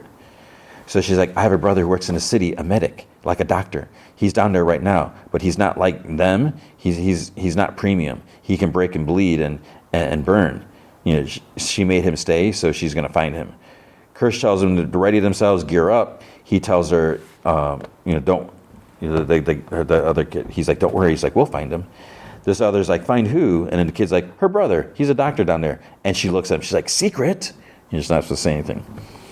Joe and the others are moving down. The male soldier dude, he's like, he's going to have to jump like across because it's kind of almost, not really a spiral or whatever, but it's like, floor levels and that. So the lady's like, fudge that. But then he jumps over the landing onto like the level below. He like does this roll, kind of hits the wall, but he gets up. So C, the lady, her Siberian is her name. She tells Joe, she's like, watch this. She jumps, she lands right at the edge, but the guy grabs her, but like a piece of floor kind of crumbles. So she's kind of like hanging. and she's like, don't let me fall. But then he like pulls her over. She calls it Joe, and he looks down, and she's like, tells him like the haul ass. So he looks up at the hole. There's like a hole in the corner, like above them on the ceiling, and he draws out his pistol and he aims. There's like some soft squishing noise, and then you just see the teeth. So I'm like, oh crap! It's the mouth and the alien thing. Alien drops down. He jumps. It jumps like right after him. It's like reaching for him. So he hits the edge of the lower level, but he hits it like so, bam, like side, and he falls down like one more. So then he runs through some doors, but the alien's following. So he goes down this hall and around a corner. There's an elevator. He goes in and he hits the door close button, but the alien like bam hits smashes against like the outside of the door, and he's like catches his breath. He tries calling in a walkie-talkie, but there's no signal, and he's going up. And he mentions that there's a creature about like 8 feet tall. It's like armor. He's like, is anyone reading this? And then, he notices his arm is like, been like scratched, ripped or shredded, or not shredded, but cut. So he's like bandages up his arm. Then it cuts to one day earlier. At first I was like, what did Wendy mean by she made him stay? I was like, by dying? I was like, what? So it's one day earlier, he's waiting to talk to someone. So when he's called up, this HR bot asks for his reasons for his why is he there? He says that he's following up on forms he submitted on resigning. So then he's told, please stand by as they look at his request. So according to his file, he has 7 months remaining on his contract. Wendy is watching from like a different camera angle, like back at the place. And he says that he's asking because he made a promise to his father about going back to medical school. The bot says that his father died, they can see the records. His father died January 16th of last year. And Joe's like, is there a human I can talk to? He's like, I've already been wounded twice. Tech is watching Wendy, comments that, she's watching every day now. And Boy Cavalier is like, was it a mistake to give her access? Kirsch thinks that it's distracting, but Dame Sylvia, she thinks it's soothing. Then Joe's like, he says a medical school on Mars has space for him. They gave him a scholarship and classes start next month. He says that, he's the last one, I guess, in his family, so he has to do this now. And he's like, have a heart, and he's like, face my fury. And then she thinks back, I think it was watching Ice Age, because we kind of see, I think, what's his name, Sid? And, she puts her hand on the screen and it kind of warps a little bit. And then the bot's like, face your furry what? And he's like, what did you say? Yeah, so I haven't watched Ice Age in a long time. And I don't know if I don't know if there's a line, face my fury, face my furry what, or something like that. But he's like, what? He's like, what'd you say? So Boy gets closer to the monitor and he's like, what just happened? And the text like, she rewrote the code somehow. And Boy's like, did we give her that ability? And the text like, well, it's possible to do, but I never imagined.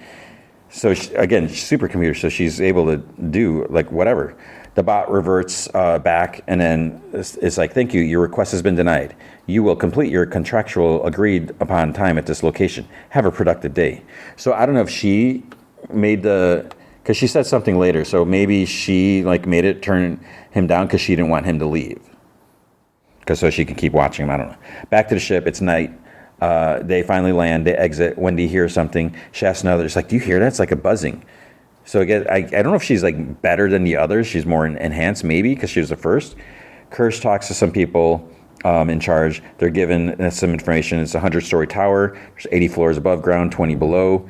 The comms are still down. Damage reports still coming in. They're worried about like gas line and fire. And then there's like fuel source from the ship that's unstable. Wendy's at a monitor, kind of like flicking at it, looking through, like cycling different cameras. Kirsch says that, they're a special unit there on orders from the founder. And then dude's like, well, what kind of orders? And Kirsch's like, he's like, you don't need to know that. And someone else is like, what's she doing? Like Wendy, because she's like doing that. Kirsch asks if they have a medic named Hermit, which is Joe. And he's like, well, he hasn't checked in. And Wendy, she knows that he's supposed to be with these two other soldiers, whatever, I forget their names. And she keeps flicking, and she finds a camera at him in the elevator. And she's like, what floor is this? And no one likes saying it. She's like, what floor is this? So then she's like, it's like 65. And so she like heads out, and Kirsch is like, Wendy. And he says a couple times, tries to stop her. Then he tells Slightly, one of the others, he's like, go with her. He's like, the rest with me. He's like, we're moving fast. Assess the damage, rescue survivors. He's like, I want GPS on the wounded reported back to command. On the island, Boy is looking at 2 monitors. His assistant comes in. Boy says that they're down, data streaming. It's like Christmas. The dude tells him that he has Yutani on the line. So that's the company that owns the ship. So Joe reluctantly takes a tablet. This lady's like, oh, it's been a very expensive day. And he's like, yeah, you're telling me, not to mention the lives lost.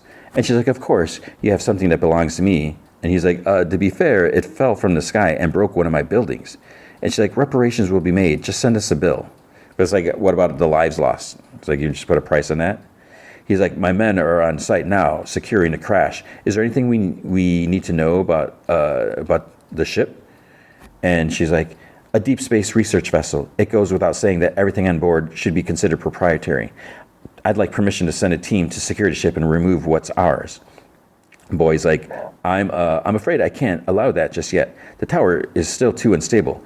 She's like, and I'm afraid I must insist. He's like, and I don't have to remind you that any incursion onto Prodigy territory will be construed as a hostile act. This is what lawyers are for. You have yours, talk to mine, and then we'll negotiate a treaty. Now, excuse me, I'm needed elsewhere. So he ends the call. Boy tells this guy, he's like, predictable, and says that he wants what's on that ship, and he like chuckles. Kirsten and the kids prepare to enter. Wendy's already in. She reaches the stairs. She goes up. She hears that buzzing and crackling again. She's like, something's here. Kirsten and kids come across some big like pod thing sticking out of the ceiling. It's like dripping something. One says it looks like a plant. The other says it looks like a monster and they should kill it. 3 others go. They find the rescue guards that were handcuffed that are dead.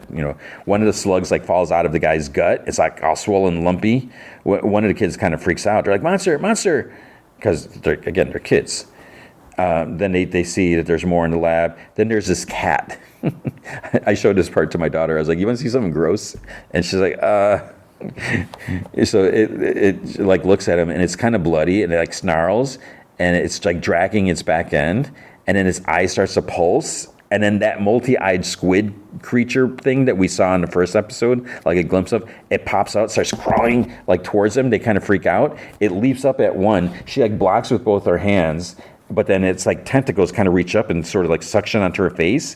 And she's able to fling it off. It lands on a table. And then and another like throws a metal bin on top of it. And one of the boys, I forget his name, he puts like a microscope on top of it. He's like holding it down so it doesn't escape. Meanwhile, Wendy and Slightly are continuing up. They find Joe's backpack, so she knows he's been there. Slightly steps in some slime. He's like, well, Wendy sees scratches like from claws, and she's like, bear claws? Slightly's like, there are bears here? Joe's still trying to get anyone on the radio. He hears something in front of him. It's another soldier, and he's like, where the fudge is everyone? And Joe is like, have you seen any animals? And the guy's like pets, and he like shakes his head. They knock on a door. There's like this party going on. They're wearing like the white makeup and wigs, like the old timey stuff. But they don't want to leave. They're like, you need to evacuate. And they're like, whatever. The boy, Cavalier couldn't tell us himself or something like that. So Joe starts pounding on a door, and then behind the other soldier, there's an alien there. So he like slowly turns. He's like face to face with it, and then teeth shoots out like right through his face, and it lifts him and kind of flings him about. The guard like tries shooting, just a reflex or whatever like that. The party guy opens doors like complaining about the noise or like that. The alien throws a soldier body at Joe, and they end up like on the floor in the room. The alien runs in, goes after the party people. Joe like shoves the body off of him, grabs the soldier's rifle, the dead soldier's rifle. He looks for the alien to shoot it. He actually goes after it. It's like, are you crazy? You should go the other way.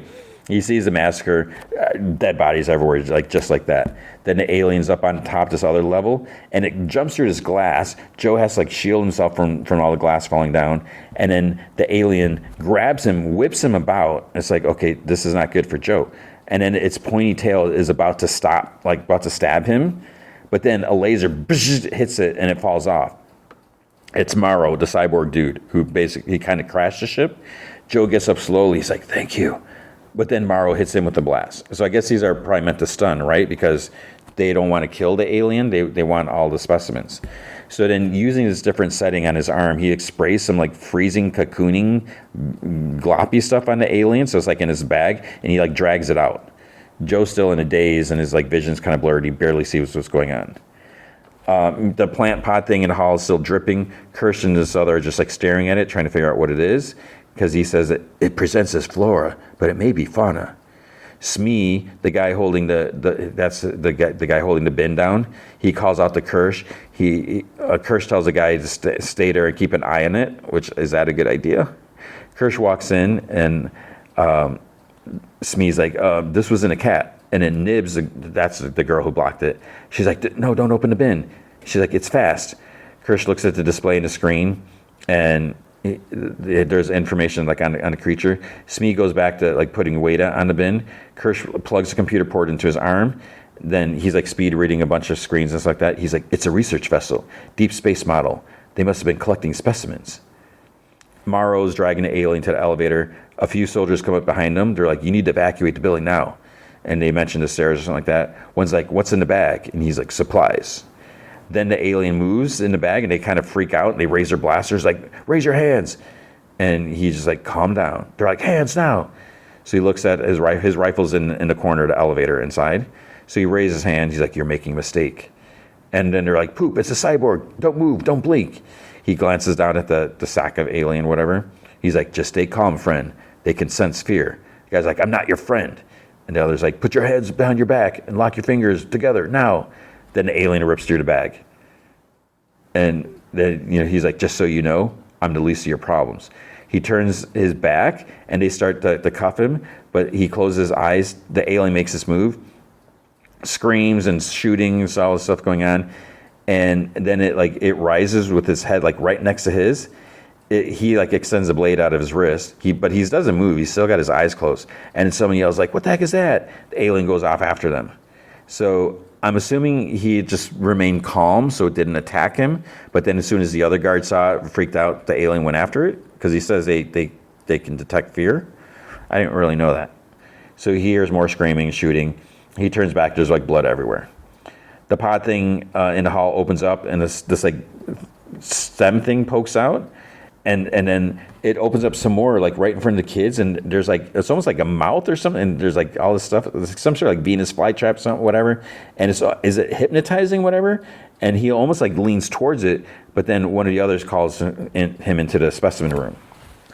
Kirsch sees an alien egg room on one of the screens. He tells me, he's like, I need you there. He's like, you'll link up with Wendy, secure the area, nobody gets in or out until the hazmat team arrives.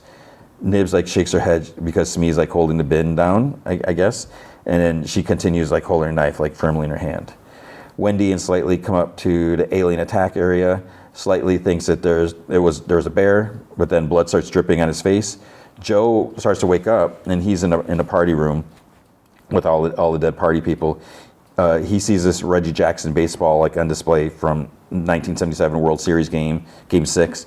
He talks his dad in his mind. And the games, there's like a TV with the game on there. He remembers watching the game with his dad and baby sister because they watch like replays of the game or whatever, or recording of it.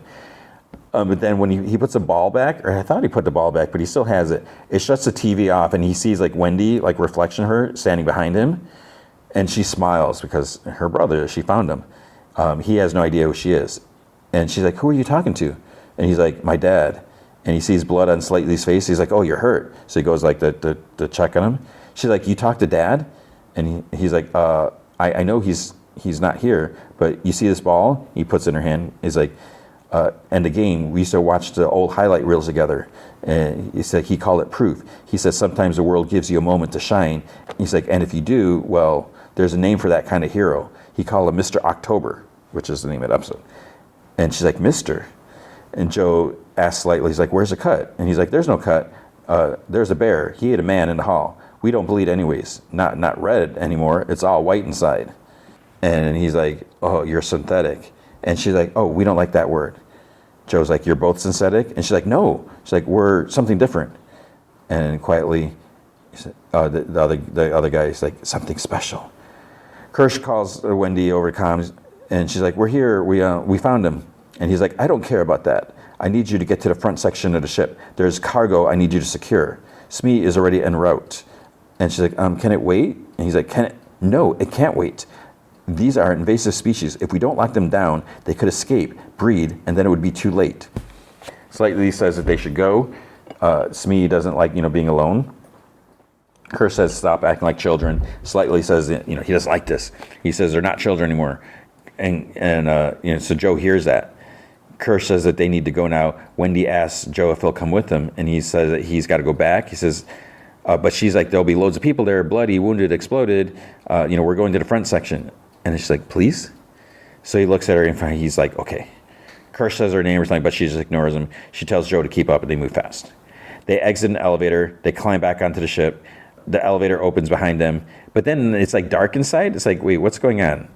As they walk, Joe's like, what did he mean you're not children anymore? And he's like, we are kids. And he's like, what? He's like, I don't get it. And he's like, I'm 11 and Wendy just turned 12. And she's like, slightly. And he's like, that's you? Your name is Wendy? And it's like that's her machine name. When we were children, we felt really sick. Then we were given these big bodies. And she's like, slightly. He's like, but my name is actually Arush, and she's Marcy. Joe's like, my sister's name was Marcy. And he's like, dude. And then when Slightly turns to Joe, Wendy's like stands in front of him, and she's like, don't you dare. And then Slightly like, that's your sister. And she's like, Slightly, secret. She's like, go. And he's like, you weren't telling him. And she's like, go, get up there, now. And she paused for a bit, and she gets the courage to like turn, and she looks at him, and she's like, Joe? He's like, starts shaking his head. She's like, it's me, I found you. I've been watching you all the time on screens. I watch you go to work. I watch you ride in boats. You help people. Face my fury. She's like, do you remember? And he like nods, his eyes are teary, and he's like speechless. She's like, and I'm sorry, it's my fault. You wanted to go to Mars, and I wouldn't. He's like, no, you died. I went to the funeral. And she's like, no, Daddy said, she's like, Joe, when I was sick, the boy genius came to visit me, and he told Daddy that he could help me, but I had to go away. They took me to live with Kirsch and Dame Sylvia. He's like, I don't understand. She's like, that was the way, Joe, or I would die. They said I was special. Dad said, don't talk. Daddy said that it had to be a secret. They said that I would be okay, but I could never go home. He's like, who said? She's like, the boy genius. His name is on your uniform. Slightly calls back. He says Kirsch said that they have to go. And she's like, please. And she like walks and like looks back. He starts following. And Joe's like, your first day of daycare, Dad picked you up. Your lip was bleeding. What did he say? And he's like, I am mad to them. And she uses her strength to like open this big metal door. Slightly was like, I could have done that. And then after a little bit, Joe's like, Christmas morning, you were 7. You woke me up before the sun. What did you say? And she's like, I still don't think my big toe looks like my thumb. And he leans forward, and this got me emotional. And he puts his head on her shoulder, and the music swells, and it slightly calls them. There's like 6 alien eggs. Boy Genius is watching, and as they get closer, they kind of disturb the mist or something like that around there. Wendy hears a buzzing far off, and like the alien queen maybe or whatever must sense that they're at the eggs. I don't really know how alien physiology works or the specifics or whatever. And she must sense that they're like potential threats. So then you hear screeching and running to like where they are. There's like noise in her ears getting louder. Joe leans towards an egg and tries like looking inside. Something's moving, and he's like, call it in. Then the alien is there, and she sees it. It jumps down. She runs to Joe, but the alien knocks him down and grabs him. And they go down this big shaft. Slightly's like, should we jump? Should we jump? And she's like, Slightly, stay here. Look at me. Stay here. Guard the omelet. And he's like, no, Wendy. And she goes after. And then Stinkfist by Tool plays. And that's the end of the episode. Oh, man. It's like, is Joe going to survive? This is getting bad. Because it's like I'm assuming he's going to survive. I mean, obviously, you can watch the episodes. The next one's already out. But it's like they just found each other, so they wouldn't kill him right away. But it's just getting kind of crazy. And now the movie feature is Honey Don't. So this is directed by Ethan Coen, written by Ethan Coen and Trisha Cook, starring Margaret Qualley, Aubrey Plaza, Chris Evans, and some other people. So the thing is, I'm not necessarily the biggest Coen Brothers fans. I get they do a lot of good stuff, like Big Lebowski. I love that. Oh Brother, Where Art Thou? I was okay with it. I enjoyed it. I think I've only watched it once. Fargo, I'm trying to remember if I've seen Fargo. Raising Arizona was good. I'm trying to think what else there was. True Grit. I've always been meaning to see that. I think that was them, right? So I don't know. I'm kind of like hit or miss, and this is a weird movie. It's an interesting movie. It's I mean, we got some great actors. Just the three alone, and it's basically Margaret Qualley. She's a private eye. It starts off, there's someone's been in a car accident, there's a dead body. Then she's trying to look into it because it actually turned out that this lady came and talked to her about wanting to meet, but actually they didn't actually talk yet. Chris Evans is like kind of like this shady minister sort of at this church, and the person in the car had a ring for the church, so there's a connection there. And so what I there's like kind of these cool characters, and you look at these characters, and it's like you want to know more about them. And there's just like it feels like a very, I kind of feel like it's like a wide movie where like all this stuff's happening, but there's like almost like there's these different stories. They're kind of connected, but it's like you see this character, and it's just like it's like weird because it's an 89-minute movie. And it doesn't like feel like it's an 89-minute movie. It feels like it's like a regular length movie, but it's like you're waiting for things to happen. So it's not that it's dragging on, even though it's a shorter movie. It's just I can't really explain it. So it's not a bad movie. I didn't like dislike it, but I wasn't like super crazy. I wasn't fully engaged. I wanted to see more. I wanted to know more. Like could they do a spin-off or a sequel or something? I would maybe almost be down for that if it could just be tightened up a little bit, because I just feel like it needed a little more. Right now, currently, I see it fluctuating up and down. Right now, it's at 46% of Rotten Tomato. I think it was up at a 51%, and I think went down, went up, went down, or whatever like that. So it's right now it's 46% based off of 97 reviews, and the popcorn meter hasn't been updated yet. So it's just we got some good performances, and I just feel like maybe I don't know, maybe like the script. I'm no expert. I hate criticizing stuff because I can't write anything better, but I feel like it needed a little more cleanup, tidy, or just something, not more direction, but I just feel like there's just something that was just kind of not there. And I will just say, Chris Evans, like I said before, I love how like over the top he is, and he just a lot of time he plays good despicable characters, and it's just so crazy. I almost started going into this in the beginning, where Captain America, he was so straight laced and good, and just like so amazing, and like he always plays often he plays like these other more questionable, despicable characters, and he's just so good at that. So I really enjoyed his performance. He wasn't all in it entirely. It's not like all focused on him. I will say it also, there is like some sexual stuff, some nudity stuff, in case don't take little kids to see this. There's violence. There's a lot of violence. It's a very interesting movie, and I wouldn't say necessarily pass on it. Just keep in mind, I mean, you may like it more than I did, although not all the critics liked it necessarily. But like I said, I felt like something was a little missing. But I can appreciate lots of little things, like even just like the opening credits. You see, it's just like shots through the city, and you see like the names, and it just, I can't even describe it. But it was just, there's a lot of little neat things. But then like some of the characters are just like, it's like I would not want to live in this town or this city, whatever you want to call it. So yeah, it's not necessarily a movie for me. It doesn't mean it's not good. It's worth checking out. Just keep in mind that it might not be what you. But then I could be wrong. You might love it, and I know a lot of people are. They're all about Aubrey Plaza or Margaret Qualley. It doesn't matter. They will see that. You will see a lot of them if you watch this movie. So there's the things to see, and I don't want to necessarily say it's like Quentin Tarantino. There's like some like unexpected violence every once in a while, but it's not like totally gruesome. There's a couple moments.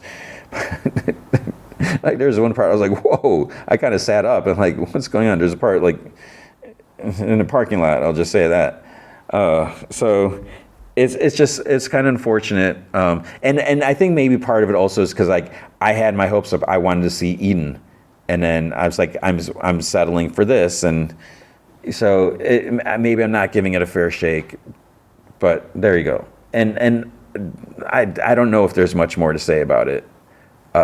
Like I said, go with what you know. If you're a fan of the Coen brothers or Ethan Coen, you might dig this. If you're a fan of any of those three actors, you should definitely check it out. For better or worse, it's not a horrible movie, and being at an hour and a half, it's not like it's overly long. So it's like, oh man, when's this going to be over? So I don't know. Maybe I'm just wanting too much, but I just kind of felt like there should have been a little more. I don't think there's much more to say about it, so I'm just going to leave it with that. This might be like the shortest movie coverage, but it's a dark comedy, and I do really like the detective part with it. I wouldn't mind seeing like a sequel or seeing more of Margaret Qualley, like this character, but I just feel like the story needs a little more. I don't know. So there you go. That is Honey Don't. So let's just end it with that. Wah, wah, wah. So big thanks to Andrew Loken. He is a big supporter of the show. You can be a supporter by going to patreon.com/gmanfromheck. Any amount you can commit to will be awesome. If you commit at the Rick Jones tier or higher, you get access to the secret podcast from Heck, which is an additional 30 minutes of podcast entertainment every single week. I'm currently doing Hobgoblin. I said I was going to take a break. I don't know. I haven't fully decided, but we'll see. I'm not really sure yet, because I feel like there's some things that I should still talk about before we just like fully like I don't know. We'll see. But if you can't commit to a monthly commitment, you can also help out by going to coffee.com/gmanfromheck, and you can buy me a virtual cup of coffee or two. And that's ko-fi.com/gmanfromheck. All right, what's going to be next week? I'm not really sure what's going to happen next week. We're going to have Alien, we're going to have Wednesday, we're going to have Twisted Metal, we're going to have Dexter, probably Peacemaker 2. So there's a lot there. But we'll see. As far as the movie, I'm not sure what the movie is going to be. That movie Eenie Meenie came out with Samara Weave, and it's on Hulu. I really want to see that. I don't know if I'll get a chance to see that, because there's so much TV. And since I'm behind, I can kind of start, like as soon as I'm done, it's not going to happen tonight, but I feel like I could start watching to try to, it's not going to happen, but I need to start watching some of those to get caught up. I got Peacemaker, to watch that. The movie feature, it doesn't look like there's anything opening. There's Caught Stealing, which I'm not really even sure what this is about. It's Austin Butler, and I really don't know what that is about. Maybe I feel like there's been like early showing of it already. And let's see, can I see what it's about? Oh, Zoe Kravitz is in it. New York City in the 1990s, crime comedy thriller. Oh, it's directed by Darren Aronofsky. I don't know. I have. Oh, wait. Matt Smith, Liv Schreiber, Vincent D'Onofrio. Maybe. I haven't even seen a trailer for that, so I don't know. The other option, Jaws is out. 50th anniversary of Jaws. What? Wow. It's an IMAX. I wouldn't see it in IMAX, but it's going to be playing at my theater. So it's going to be probably one of those, because I don't think Eden's going to open up. It would be great if it did. There's also Toxic Avenger, unrated. I don't know if my theater is going to get that. I don't know if I really need a Toxic Avenger reboot. I respect the Toxic Avenger franchise. I'm not like dying to. I can't even remember. Yeah, I appreciate it for what it was, the low budget and everything. I don't know. So, Caught Stealing or Jaws, I think, is what it's going to be. So with that, I hope you're doing well. I got another week of school. I got to get ready for that. I'm not even ready for Monday, but I need to get working on some stuff. So I hope you are doing well. I hope you're taking care of yourself. I hope you're finding time for fun things, and I hope you remember, be good to each other.